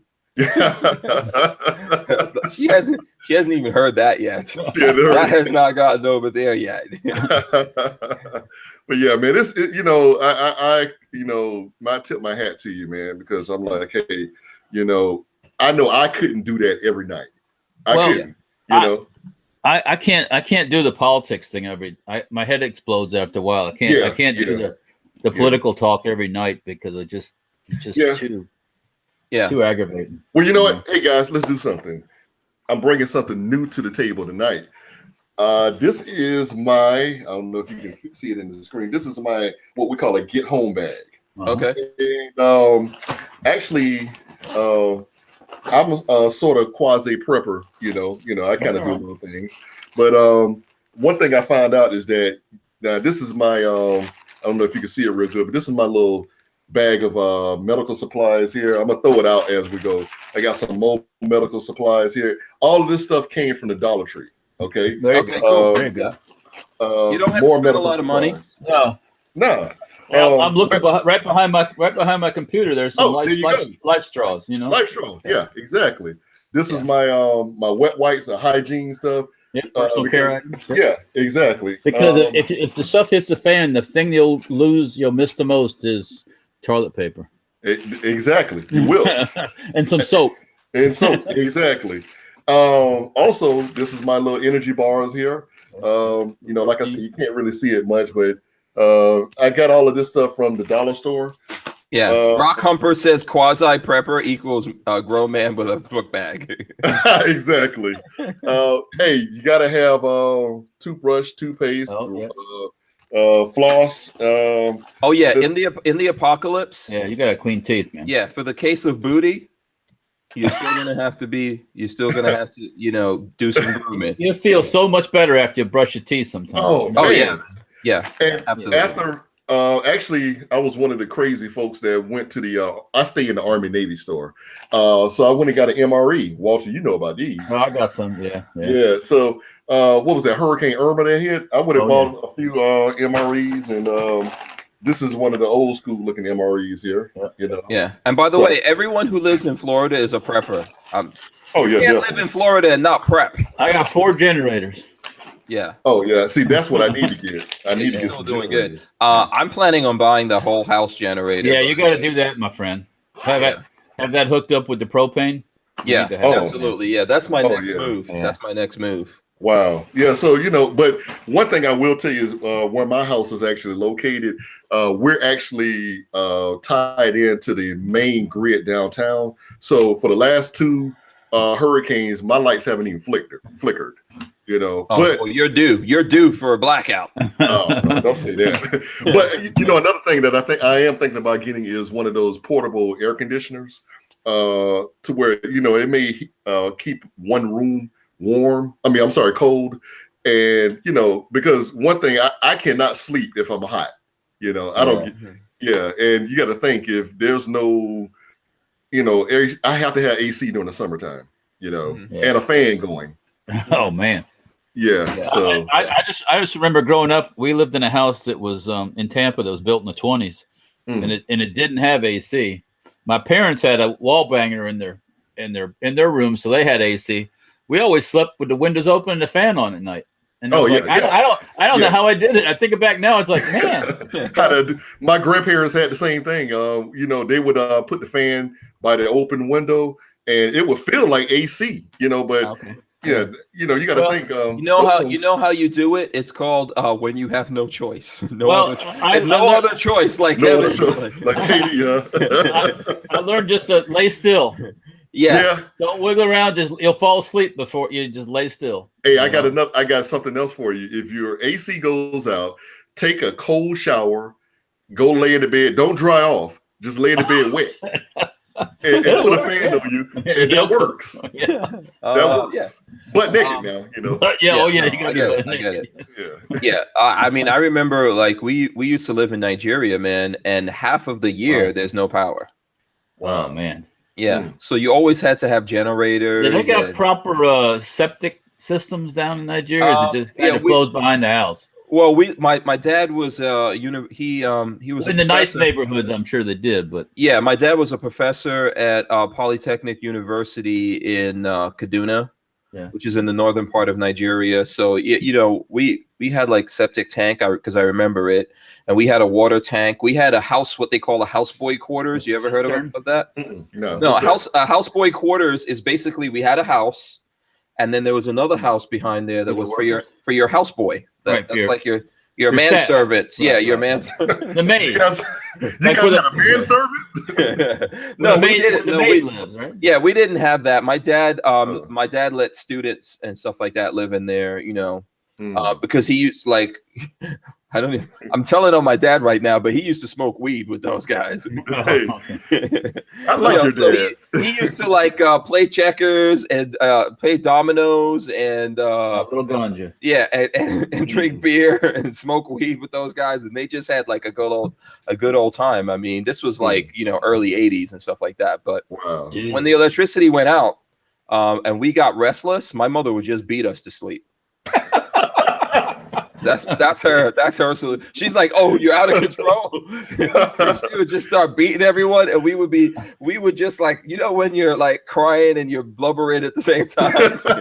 Been there, done that. Yeah, you're hyperventilating or whatever. You get tired real quick. Today's kids have no idea what that is. Beat to sleep. Yeah. But I mean, times were so much simpler back, man, when we were young. I mean, for me, porn was like looking at Porky's, the movie Porky's. Or James Bond movies. Yeah, exactly. Yeah. Or now, let me ask you this. Did you guys, now here in Jacksonville, we had like the Kung Fu channel that came on Saturday nights. Yeah. They had the UHF channel, which is like channel 44, like they had wrestling. Yeah. And that kind of stuff would keep us, like entertained. Man, we couldn't wait to get. Well, first of all, you had to be in the house by the time the lights came on outside. And that was a rule, huh? Exactly. And then you come in, take your shower, take your bath or whatever. We took baths. We didn't have showers. So we took baths, and you put your pajamas on, and you go in the room, and you look at the Kung Fu movie, and then hell, you go to sleep after that, Yeah. And then, back at 12 o'clock, hell, they start playing the Star Spangled Banner, and then all the channels went off anyway. Yeah. That was the signal. It's not like now. Like if we played video games in the 80s, I remember this. Mm-hmm. You had to go to the laundromat, or you had to go to some kind of video game arcade. Convenience store or something. Yeah. Yep. That wasn't like you could just stay up all night. Like my kids, sometimes it's like 3 o'clock in the morning, and I go look, and they're like playing video. I'm like, what the hell are you doing? But Hank, our generation started that with the Atari. You know that, right? Yeah, but we didn't have, First of all, we were too poor to afford Atari. Oh, really? Oh, man. Yeah, I never had an Atari system. Man, I got Atari, man, like the second year it came out. And I was like, man, you could play Pac-Man and don't have to spend quarters. I'm like, man, this is like futuristic, And then now you look at the Pac-Man now, you're like, kids like, what the hell is that thing? He didn't even go down. He just came down. He just came down the side like this and went down. Yeah, I remember Donkey Kong. And, exactly. Space Invaders. Exactly. Yeah, but I didn't. But other people had that stuff. I didn't. I didn't have those kind of things. Yeah, when we came here to this country, like what people don't realize, my dad went from being a university professor where he had like all this stuff to literally he came to America and he was sweeping and mopping floors. Wow. And as soon as I could work, I was doing the same kind of thing, So that's the thing that I think a lot of people don't realize. Like for me, that's why I don't have fear that other people have. Well, right. That a lot of people still do all that. Yeah, to come here. You know? They just do it and they don't complain about it because they're happy to be here. Yeah, what the difference is, and like I'm always telling my kids, your kids, anyone out there, you could go to other places in this world. I don't care if you're black, white, whatever in between that. You can go to other places in this world outside of America, and you will see people that look like you, and they don't have shit. No. Okay, they don't have anything, and I'm not just talking about what you consider third world countries. Right. You can go to places. You can go to England. And you can see people that you would think, what the hell is going on in the world? The way that, some people are living and stuff. And yes, you can see it right here in America too. This place is right here in Florida that you can go to. Like, am I in, like, where the hell is this? Yeah. Oh, yeah. So, that's why you always have to appreciate what you have, and you can't be afraid to lose it so much that you don't work hard and you don't do the things that needs to be done, Well, that's what drives me when I get up in the morning and I wash the coal out my eyes and I'm like, man, I really don't want to go to work, but I know that I have a certain lifestyle that I like to live. Hell, I like lights on. I like, to be able to go shoot. I like to be able to buy ammo. And, I know that, hey, there's a price I got to pay to be able to do it. Well, and I go out, I do my 8 hours or 9 or 10 hours and I come home and, do it again the next day. So, yeah. Go ahead, Walter. What are you going to say? No, I was just saying, Rod, there's probably people that have a lot worse off than you do, too. Oh, yeah, definitely. I've been there before. Trust me. Right. So when I get like, oh, man, I'm just tired of doing this crap. It's like, you know what? I don't want to go back working on a job. Yeah, because there's always the guy who would like to be in your position who thinks, man, I love to do what you do, man. Oh, man, that would be great. It's like, it isn't that exciting most days. There's moments of complete terror, and then there's like boredom for the most part. And, but I've been doing it for quite a long time, so it's gotten to be that. But it's always cool to find, make something new or see, find out something new. But a lot of times it's just the same thing over and over and over and over. Yeah. That's why you have to keep working at things, and that's why even like hobbies too.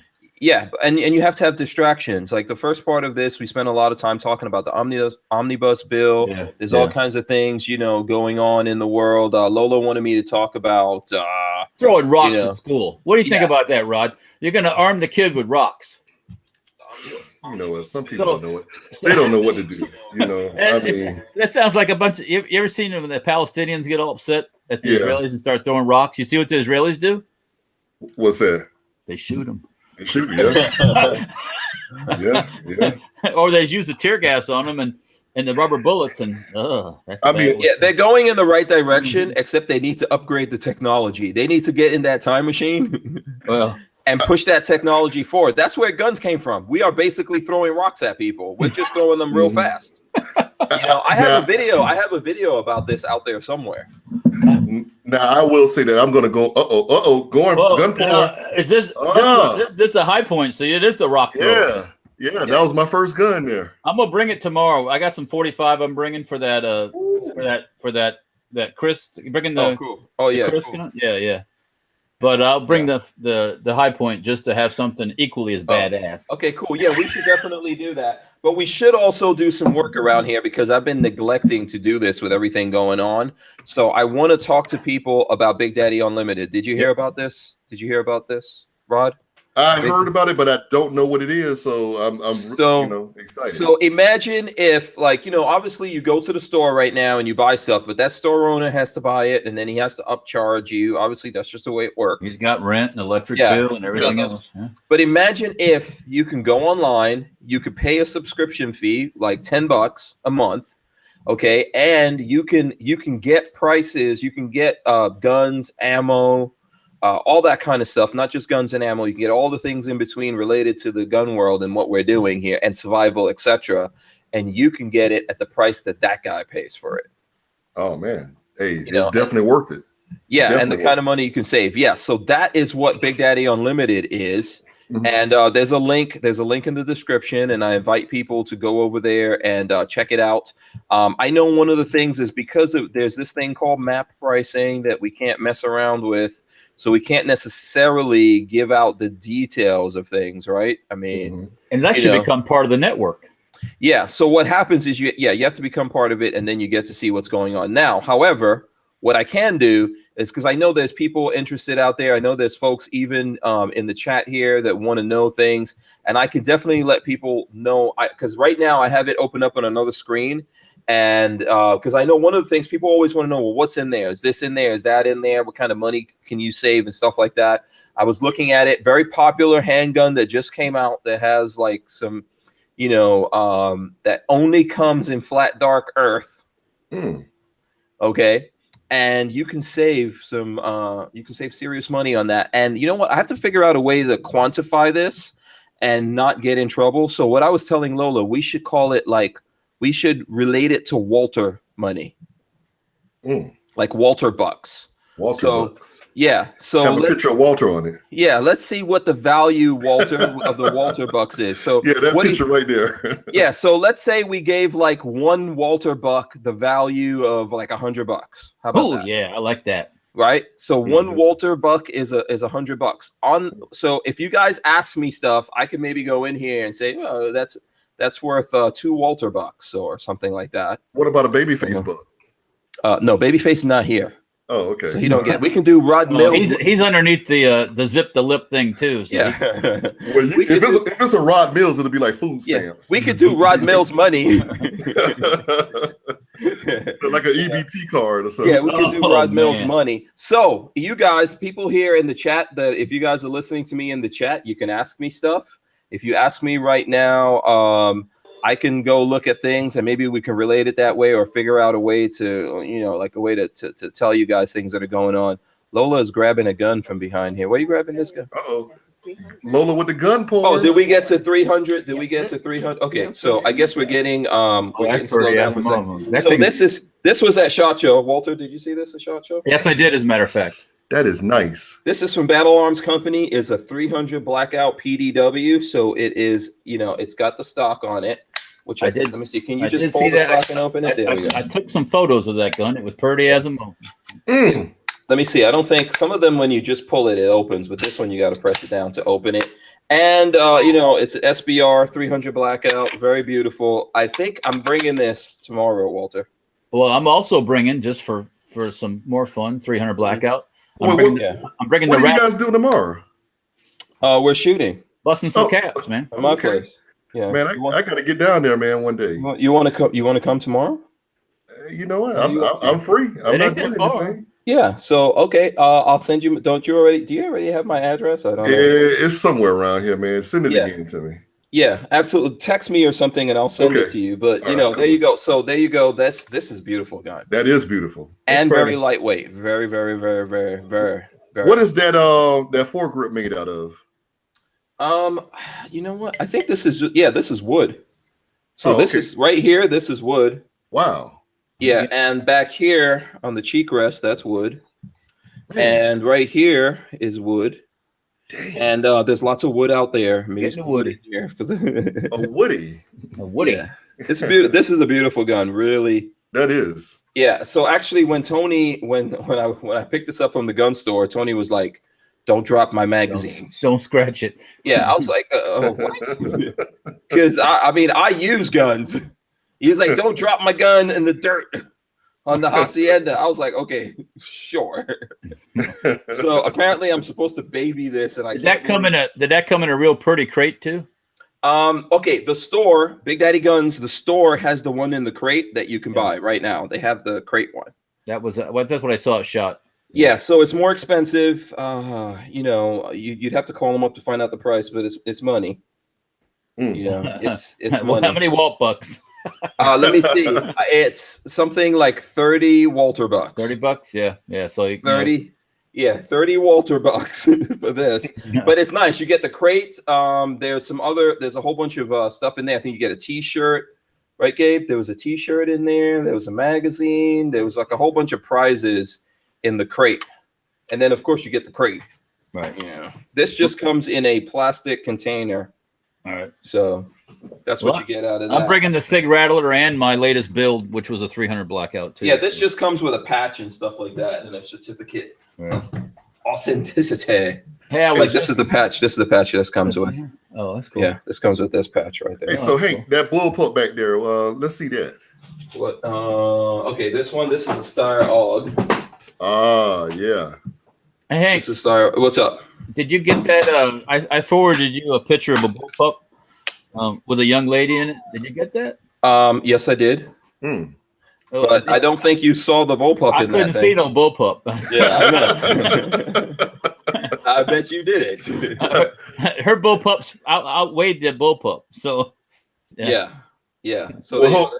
Well, hold on. Now, Walter, was Yes, sir. that picture better than that picture that I put on the Pink Strange, the Strangerholics thing with the girl with the by the Jeep, a couple of weeks ago?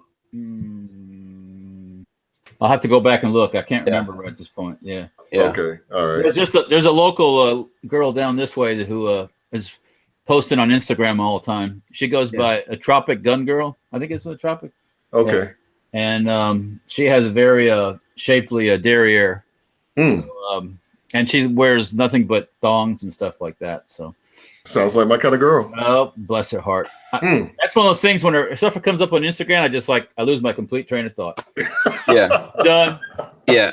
Exhale wants to know where's the polymer 80 frame. I haven't had a chance to build it into anything. I will though. Stay tuned. I have one. Yeah, Walter. Yeah, that's happening. Someone said I would drive a 300 Walter Bucks truck and a 6 Walter Bucks car. I've had all those myself. There was a time in my existence where I had a new car. It seemed like a different ride, not a new car. Yeah. So someone said, go ahead. I'm sorry. I had a different ride. It seemed like every other month for a while. It seemed like, Right. Now, someone said, what a deal. That wasn't a deal. Lola interrupted what I was going to do. I didn't go into the thing and look up deals. So if someone asked me that wasn't the deal on that thing. That was what the price of it is. So, okay. If you want me to go look up something now, Walter, do you want me to look up something? Is there something you, that I desire from Big Daddy Unlimited? I haven't been there yet. I have to go there and look at it. Yeah. So here, I could go in there and look at it for you guys because I'm in the system. What about you, Rod? Is there something out there that you're interested in that I could translate to Walter Bucks for you? What do you get? I could translate how much the average area of what you're going to save in Walter Bucks. What about the SB Technical PDW? Oh, but there's lots of them. For what you're Wait, just the stock? Just the stock, yeah. Okay, let's see what we got for AR-15. I got to get my stuff in there, man. Yeah. Okay, so the PDW. Yeah. Let's see if there is a PDW. Okay, so I'm clicking on it, opening it up right now. Okay, that's out of stock. It's okay. Yeah, you can see it there. So it's out of stock. So I can't tell you that unless it's actually. Which gun are you looking for, Rod?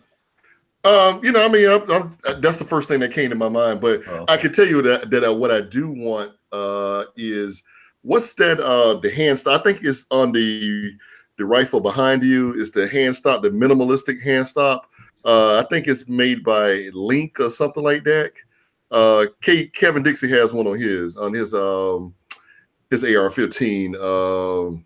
I think it's I know it's something Link or something, and I was looking at it the other day. They're the ones that you would put on like a AR pistol because you can't put the vertical on there, and it's like the little minimalistic type hand stop. Yeah. It's not Magpul, is it? No, it's not Magpul because matter of fact, they're metal, and I can't think of the name of it, but it looks like it's on the gun right behind you that you just had. Okay, which one? The Captain America gun. The fancy one you just had. Yeah, yeah. Okay. Yeah. Oh, it's like a hand stop like this? Yeah, like a hand stop. Like right there? Yeah. Well, yeah, it's not like that, but yeah, this one's molded into the wood here. Right. There's a bunch of different companies that are making these now. It's like grip stop. A friend of mine invented something called the grip stop. Right. That is something like that. I guess you can put it on like M-Lock or whatever. There's a whole bunch of them now. Right. So someone wants to know if we can ship to Canada. That's a good question that I would have to find out. He needs to probably go through somebody who does that. Yeah. Yeah, that's like a whole thing because it's Canada. So that's the problem with that. The reason I was asking you, Rod, about what gun you're looking for that SB tactical thing is because I was making one for we do AR-15, SIG MPX, what else? CZ, Scorpion, and the HK MP5's coming out real soon. So. Well, Walter, I've already been looking at your site, man, drooling. So trust me. Good. Keep know what? I do like that safetyharbor.com site. That is a very well put site. Well, it's supposed to actually get redone again. Speaking of web stuff, we had this guy that was going to redo the website, and his person. Okay, someone go ahead, Walter. I'm going to look. This person that wrote code just left. too. So that guy left that guy without anybody to write code. So the website hasn't been redone as a result of that quite yet. But Okay. Yeah, there are. So okay, so someone wants to know if they're suppressors. Yes, the answer that's is cool. yes. There are suppressors. What about Surefire? Hold on. Let me see. Surefire. Okay, hold on. There's a bunch of stuff from actually. Let me see. Surefire. Let me put in because yes, there's Surefire stuff. Mm-hmm. in this quiet time here, I was on Fox News and I was looking at just stuff, and I run across the Marine Corps is getting a new bulldog mascot. So they got they got a new puppy. Chester Pulley. Yep, going to be a new Chesty coming. Oh, So they got video of him strutting around and doing his thing, you know. So I like bulldogs. So, you know. Yeah. Do you have a dog, Walter? No, we don't. But my son is getting ready to get a I saw that. Yeah, an Italian Mastiff. Yeah. So, what color? he's not sure yet. Okay. It's he's getting it's a female he's getting, and it's the last one in the litter that isn't spoken for. So it might be a brindle color, I think. Well, he'll make his money back if he decides to breed her. And more. So there, we were talking about suppressors. Okay. So with suppressors, yes, there are suppressors in there, without a doubt. There's suppressors in there. Okay. And depending on what the suppressor is, you can save yourself, between 3 and 4 Walther bucks. Wow. Okay. It depends on the case. It could go up from there. It can obviously go down if the actual, if the price of the suppressor is lower. Depends on the manufacturer. Yeah. Yeah, but there are suppressors in there. Yes. What about scopes? I'm pretty sure there's scopes in there. Hold on, let me see. Okay. I will pull up. I'll pull up rifle. Is there any particular brand? You know what? How about Night Force? Night Force. Okay, that's what. We're gonna go right to the top. One of the top. Yeah, that's with a K, right? No. Night Force. Oh, no, sorry, it's not. N. It's with an N. It's with an N. Hey, Okay. Walter, while he's looking for that, have you ever heard of Shepherd scopes? Yes. And I was looking at a video with the Daily Shooter last night, and I didn't know that they actually manufacture higher brand scopes, and they just don't put their name on it. They put the other company's name on it. I didn't know that either. Yeah. If you get a chance, check out the Daily Shooter. Yeah, there's I do see a Night Force in there, so they do have some things from them. This particular one would save you, something like 2.5 Walther bucks. Oh, yeah. Okay. Yeah. Night Force is high end, so yeah. And the point that I'm trying to make to you about that is if it's a big ticket item like that, we're talking like $1,000 or whatever in that zone, you could probably save more than you would pay in a year for the subscription. Yeah. Right. So, that's what's going. There's a ton of stuff. It's what is it, like 160,000 items in there? Wow. 130. Oh, 130. Lola says it's 130,000 items in there. So where would they be able to find this? So there's a link in the description in our description right here. You can go to that link, click through the link. It takes you in there. There's and a tab for brands when you get there too. Lola says you can go through the list of brands that are in there before signing up. Yeah, so I don't know if you heard her because she obviously, there is a list of brands in there that you could go through and all that. What I'm trying to tell folks is that if you want to save some money right now and still buy things, this is a way to do it. And it's something. Obviously, I work with Big Daddy Guns. Everyone knows that. And this is a separate company, Big Daddy Unlimited. Of course, it's associated with it. That's why I'm a part of what's going on here. So, hey, let me ask you this. With the new YouTube rules, how would that affect you as far as your brand and being able to promote Big Daddy Guns and also putting stuff in links in your description? I will not be able to. So we're going to have to come up with a way to be able to maybe broadcast something across the screen or something when you need to do that, because if they don't have the link, then most folks are going to probably forget it unless you Well, yeah. I mean, I think what's going to happen is that somewhere here in the future, you will see a whole different way that we're doing things. Okay. And platforms like YouTube is probably going to become something where that's maybe where we use that to bridge people over to what we're doing. Okay. There's something else that we're doing, because honestly, the restrictions that YouTube's putting in there, we're not going to be able to. It's like if they feel like you're selling a gun, they're going to give you a strike, you know. And so you also, they don't want you showing people things about guns. Like they don't want you to show them how guns are built, you know, how to load magazines, how to load ammo, how to change a trigger. They don't want that. So I mean, think about this for a second. Like Guns and Gear was saying, how to clean a gun. Really? Yeah. You know, I mean, that's pretty basic stuff, but that's going to take a lot of people out the game. Yeah. Wow. So it's not just links. If you have the links, they're going to go, yeah. Now, if you're sponsored by people, like I'm sponsored by Big Daddy Guns. Oh, strike. You know, I'm sponsored by Safety Harbor Firearms. Strike. Right. You know, it's telling a car guy, hey, you can't be sponsored by Ford. You know, we don't want you to show how you put in that supercharger or turbo, you know, or how you change that transmission or how you change the tire. How you air your tires up. Yeah. Yeah. You know, that's. What about your banner there? Will you still be able to have that? No, I mean, this is what they're putting. They're saying no. Yeah. Wow. You know, anything that they feel is that you are either selling guns or encouraging people to buy guns from other people. What about gun parts? Well, that's all good. You know, it's all the same. Yeah, I think, you know, you can't have a video showing someone how to change a trigger. There's certain instructional things they don't want you to show people. And they said like things showing people how guns are made. They don't want you to do that. Showing people how suppressors are made. They don't want you to do that. So there goes my how it's made video. Yeah, there's a lot of things, but those things are not going to disappear. I'm not going to let it happen. People out there, we're not going to let it happen. You know, obviously, I think it's draconian, and you know, if you think when they're done with us that they're not going after other people, of course they are. But first, what they want to do is get rid of us. But we won't go so easily into the night. Okay. You know, that's what I'm saying here. You know, so that goes back to what I'm saying. That man, we need to have like a doomsday site.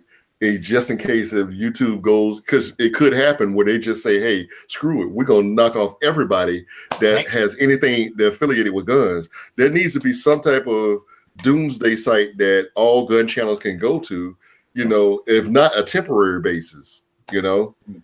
Yeah. We'll make it permanent. Yeah, like I said, man, I'm super limited on what I could say about it, but yeah, you know, okay, yeah, I understand. Right. Yeah, but you know, we will be able to do that. I know you can stay informed by going to Hank Strange TV, correct? Right. Yes, absolutely. I will let everyone know if you know. Thanks, Walter. You're getting good at this. Plug it. I believe it or not, I do listen. Yeah, yeah, absolutely. Go to hankstrange.tv and input your email. Get on our email list. We'll let you know what's going on. As soon as I can, I will let everyone out there know what's going on. As soon as I can legally do it, there's lots of forces and all that kind of stuff involved here. And, you know, you can't play around with people's money and livelihoods and all that kind of stuff. So you have to do the right thing. Right. You know, even though I have a big mouth, I can talk about a bunch of other stuff. You don't want to end up on the outside. Yeah, absolutely. Like I see everyone in the chat right now is having a conversation about Yankee Marshall.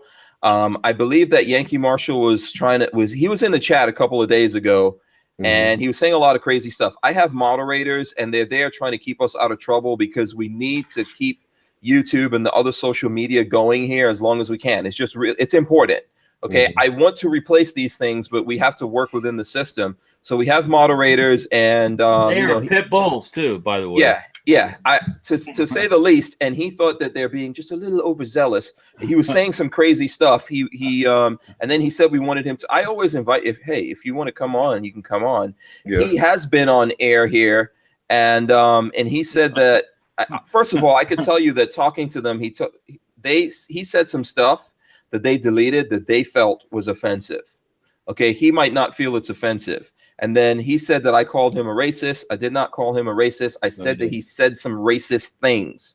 And what I mean by that, and, you know, he was on the air with us, with me and Military Arms Channel and Iraq Veteran. And he said some things about Colin Noir. I've said things about him, but I don't believe that the name that he used to refer to Colin Noir is not cool, in my opinion.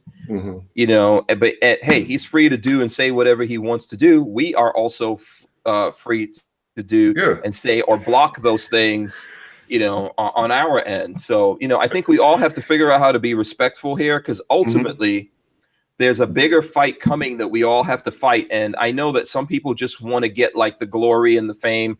I've heard that Yankee Marshall doesn't do shit for the money. I get it. Obviously, he has a lot of money or whatever. So then he's doing all of this for the fame. Yeah, he's doing it for the popularity. Yeah, absolutely. And everyone does it for something. Everyone has their currency. If your currency is vanity and you want to be famous, he literally, he said some really bad things about a Iraq veteran, and Eric still came on here with him. Yeah. But Yankee Marshall actually was planning the night before to come on air and tell me some messed up stuff about Colin Noir, and telling his fans, yeah, watch me, I'm going to go on there and say this. I don't even have the time to do that kind of crap. Yeah. To think about, watch this, I'm going to go on here and say this or that. So listen, I know he enjoys the drama or whatever. I don't really have time to get like sucked in to the drama and all that stuff. I understand he's a big baller in YouTube or whatever compared to me. The one thing I could tell you about me, I don't give a shit what your position is, how much money you have, if you're the president or you're the guy on the street sweeping the streets. It doesn't really matter to me. We're all men. Right. And that's what it all boils down to at the end of the day. We all came into this world the same way. We are all leaving this world the same way. Right. So what else? My thing is this, man, with that old saying, kings and queens don't care what the common folk are thinking. So, when he says things like that, man, I'm like, okay, whatever. And I would not ever give him if I were you, rather, I wouldn't give him that stage even to, his thoughts and things is everybody has their own opinions. Hey, who gives a shit? Excuse my French. But the main thing is that, hey, you know what? You are the HNIC on your channel. He's the HNIC on his channel. Okay. So my thing is this: I applaud you for, taking out what he said, because a lot of times, there are things when people say that are offensive, and he may not. Matter of fact, hell, I look at his shows sometimes, and he don't say that stuff on his show. So why would he come in your house and say that in yours? So, but he did. He did this particular thing. I think he just wants to get me all riled up about what he's saying about Colin Noir, and maybe get me to co-sign on it. And I've said I'm the kind. I say what I have to say about people. Right, you gonna say it in their face. Yeah, absolutely. If I had an opportunity to talk to Colin Noir, I would say what I've said to you guys about it. However, I do respect him. I don't think we can. He's always been a good person so far as I know, and we're all dealing with things. He's working somewhere and dealing with stuff, and I get it. And I'm not interested in trying to tear him down to build my own self up. The same thing with Yankee Marshall. I'm not trying to tear him down to build myself up, but you have to realize that there are some people out there. Yankee Marshall is one of those people that likes building himself up by tearing other people down. I get it. I understand. Yeah. He's a drama queen. He likes the drama. That's all good. Keep bringing the drama. That's your brand of what you do. Sometimes we get into the mixes of drama and all that kind of stuff. Yeah, it happens to all of us, but I'm not right now. What I'm interested in is we are all facing things, and freedom is what's at stake right now.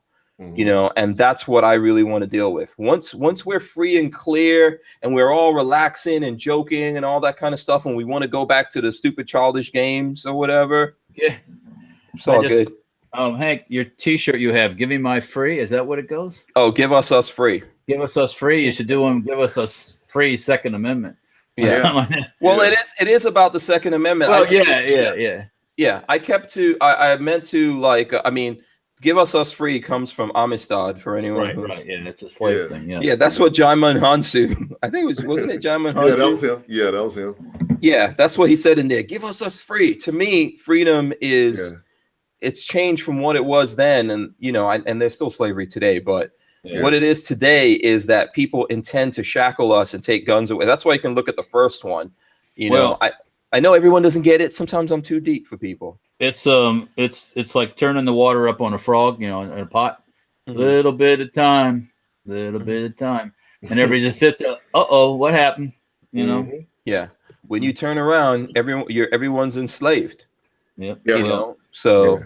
And that's the thing. That's the thing with that shirt. But yeah, you know, we need to do better with the shirts. Maybe make better shirts. Well, I mean, that was Yeah, it just more popped fun. in my head when you said that, and Yeah. I don't know. No. You know what? it's a good Speaking of shirts, hold on. One Uh-oh. second, guys. I got something for you. Uh-oh. All right. So Walter, did you have any Gorn? I think I went through everything. Oh gosh, all the Gorn is packed up for tomorrow, man. Oh yeah. And I'm tired from that. I ain't unpacking nothing. So until I get to your place, so Yeah. And then when it's all over, you and gotta I go gotta home. pack it up again, and then I gotta unpack it when I get home, and I gotta clean all the guns, and It's I so gotta easy. and I gotta put all the ammo away. It must be awesome to just like go out and then just shoot. And I can't remember the last time I just took a couple guns and went shooting. Really, I can't remember. It's been a long time. So you can't remember what? the last time I just took a couple guns out to go shooting. Oh yeah. Like one Yeah. or two. There is no just shooting anymore for me. No, it's always Because- a dog. It's always a dog and pony show. So Yeah, you know, but and we're sharing with the people, you know. yeah. That's right. Well, we got stuff to share too. I got things to share. Okay. Yeah, Armament and Axis says getting old sucks, Walter. He's been You getting know old what? for the last 200 years. I'm not arguing. We do one damn bit. Go ahead, show that. What's that? Oh, look at that. Look at Okay, and then vote for Pedro. Whose shirt is that? That looks annoying. that. Napoleon Dynamite. Oh, Look at that. right. Okay. Vote for Yeah. Pedro. Yeah.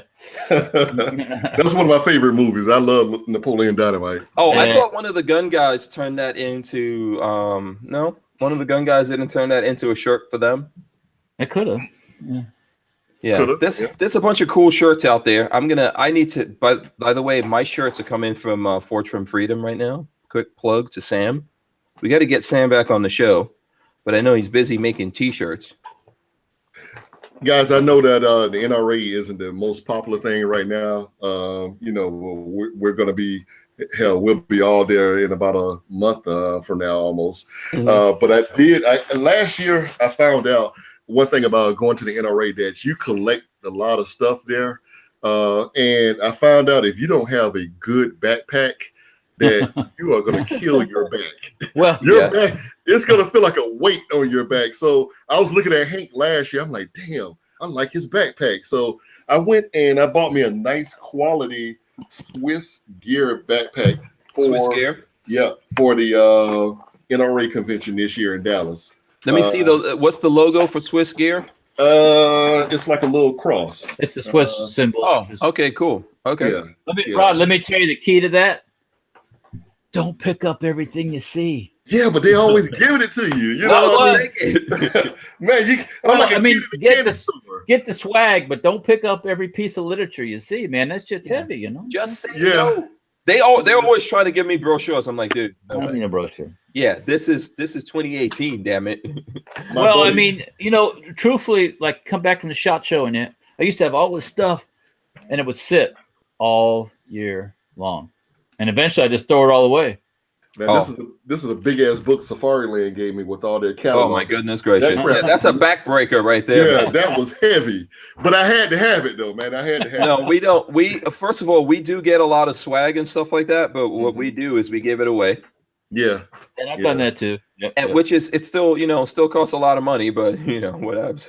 Yeah. But we give it away to people for all the people who can't go, and that's what I suggest you can do. Also, there's always people who can't go there, and you can give it away. So Or you can be like some of these chiselers. They go to the SHOT Show and they pick up the HK calendars and then they put them on eBay. yeah. Oh wow. Oh yeah. Oh yeah. Oh yeah. Oh yeah. Dudes, Yeah. dudes make bank on the eBays. Oh man. But it's still work, man. It's still work to sell stuff on eBay. Man, you got to so, get. so Hank, speaking of NRA, are you doing anything special there this year? Where so your the fans Brown- can meet you? Okay, the Brownells guys were talking about this. Oh yeah, tell me about yesterday. that. Yeah, so we are doing this thing. We're going to go from somewhere here in Florida, and we're going to drive clear across the country. I think we're going to make like a quick upturn and go to Colorado, and then we're going out to California and Nevada. What? Yeah. So I'm gonna get a roadmap published so everyone can see it. Mm-hmm. But yeah, it's a serious road You're trip. going to Iowa via Omaha. No, we're not. We're actually not going to Iowa to Brownells. Because This is the way that they're doing it now, and they want to put something together to do this every year. So, you know, I recommend everyone look at the show because they came on for 2 hours yesterday. Yeah, and they talked about this, and they had some good things, and they're whittling everything down right now. But in regards to what I'm doing, I'm going to be at the NRA show.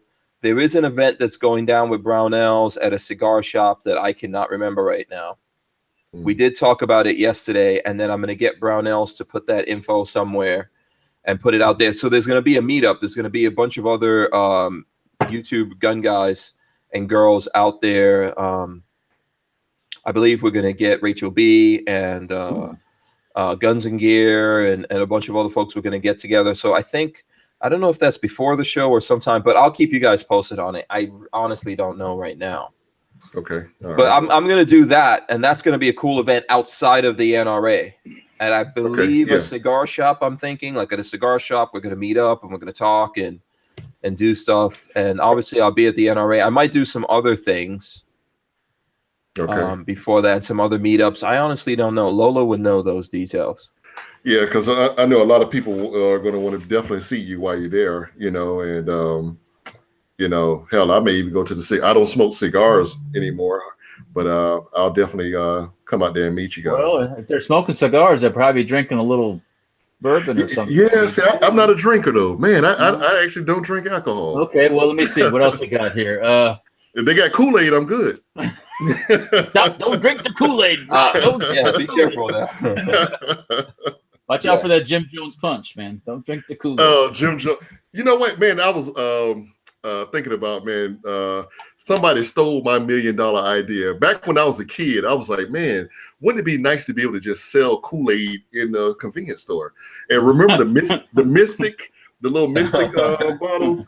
And now I think it's Snapple has done it now. And I'm like, man, this is Kool-Aid in a bottle that I could have they stole my idea, you know? Yeah. Rod, back in the early 80s when Microsoft was just getting going and all that, I thought when I saw the 3.5-inch floppies, I go, man, that'd be cool to put music on that. Wow. You could have music on that. And I was like, at the time, they didn't have the memory that wasn't there. You couldn't do it. You wouldn't get very much on it. But just the concept, all I would have had to do maybe is just patent a couple of these ideas. Yeah. And then that's how you make a lot of money. But I wouldn't have had the money for the patent anyways. So, man, I had my dad was a school teacher, and he bought me my first computer was from Radio Shack. Uh-huh. It was one of those Tandy computers, and it had, the disc was the cassette disc, you know, and the only thing it was a stick figure that would go and raise a flag, and you know, basic one. Oh yeah. I mean, we thought that was like amazing. Yeah, I mean, I remember when the Microsoft thing in the mouse, using a mouse. Like, what do you mean a mouse? What's a mouse?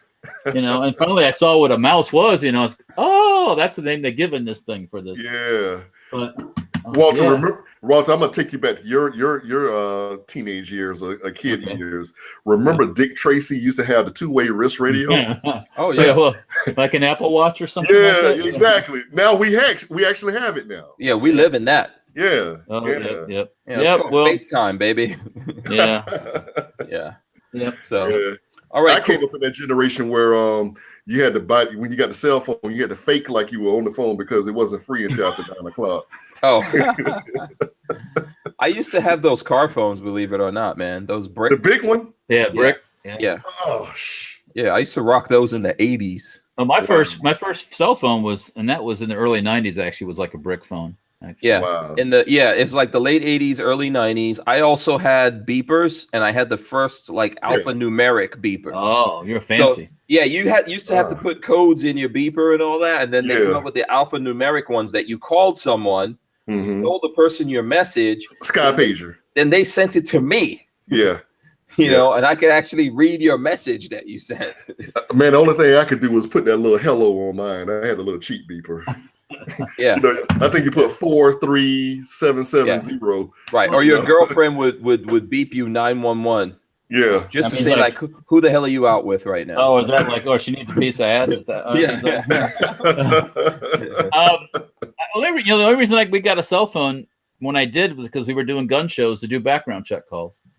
Wow. And you know, people complain about the background check and all that, the national thing, and it could happen. Florida's had it since the early 90s, so it's not a or the 3-day wait, stuff like that. People get all freaked out about it. It's like been in Florida forever. So Yeah. When I met Lola in 1996, I had a beeper, a pager, and I had a cell phone.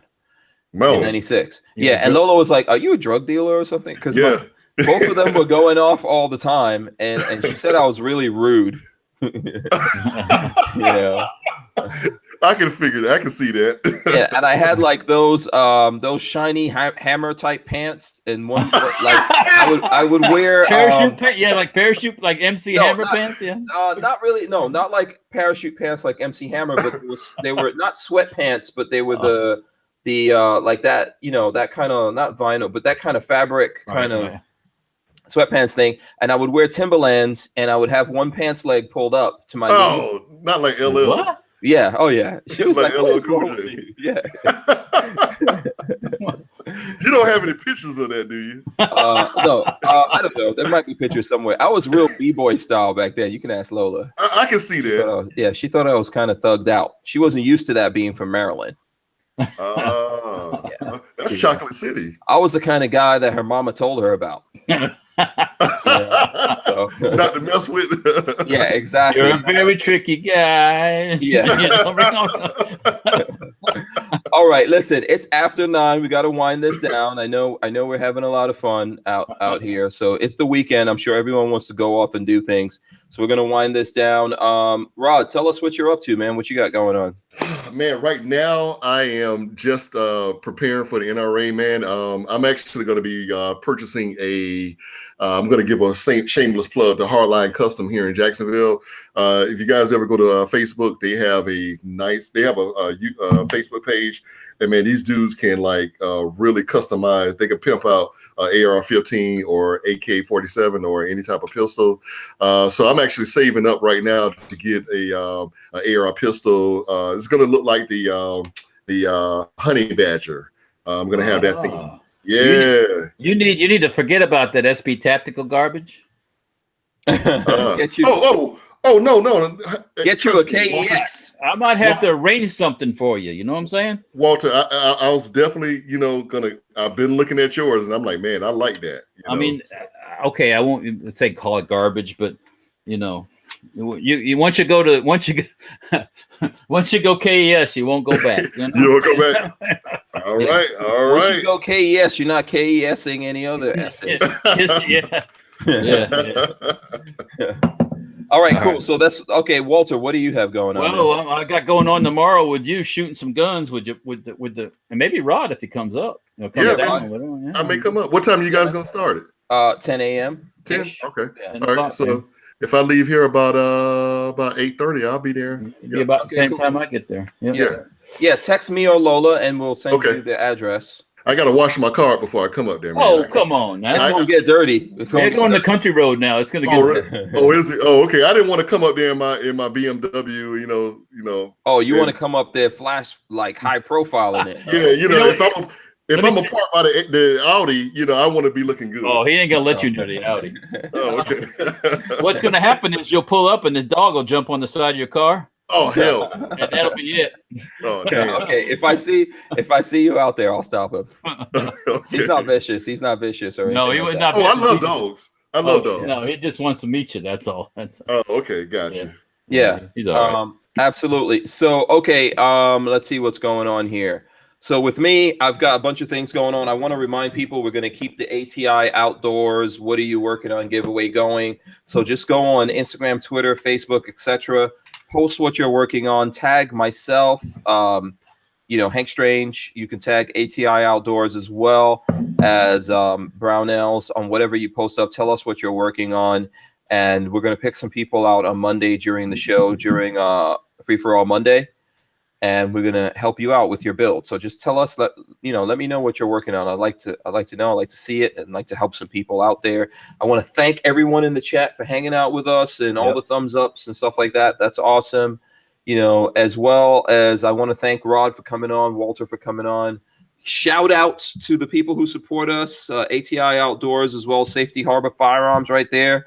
Walter and the rest of the family, Andrew's Custom Leather, and of course, Big Daddy Guns. Big And Daddy. everyone who supports us on Patreon, we're Patreon/Hank Strange. And don't forget to go to hankstrange.tv and put in your email address. Yep. Put it in. And by the way, people have already figured this out, even though I'm not saying it, Walter. There's actually a way that you can go on there and send me emails. So people are already doing it. Oh, People man. go, and I do see them and I read them and all that kind of stuff. And I read all the emails. It's crazy. So I can't exactly like get back to everyone because Right. Don't get mad. Don't get mad. yeah, people are hitting me up from all sides, but I look at everything and I read everything. So I go to sleep like usually 2 o'clock in the morning. Damn. Just so you guys know. And then I wake up at 6 o'clock, 7 o'clock, the latest. Man, I'm waking right up back to down from that time. yeah. So, I'm working on all this stuff. So thanks to everyone. I will see you guys on Monday. Peace. Peace. We are out See you of here. guys.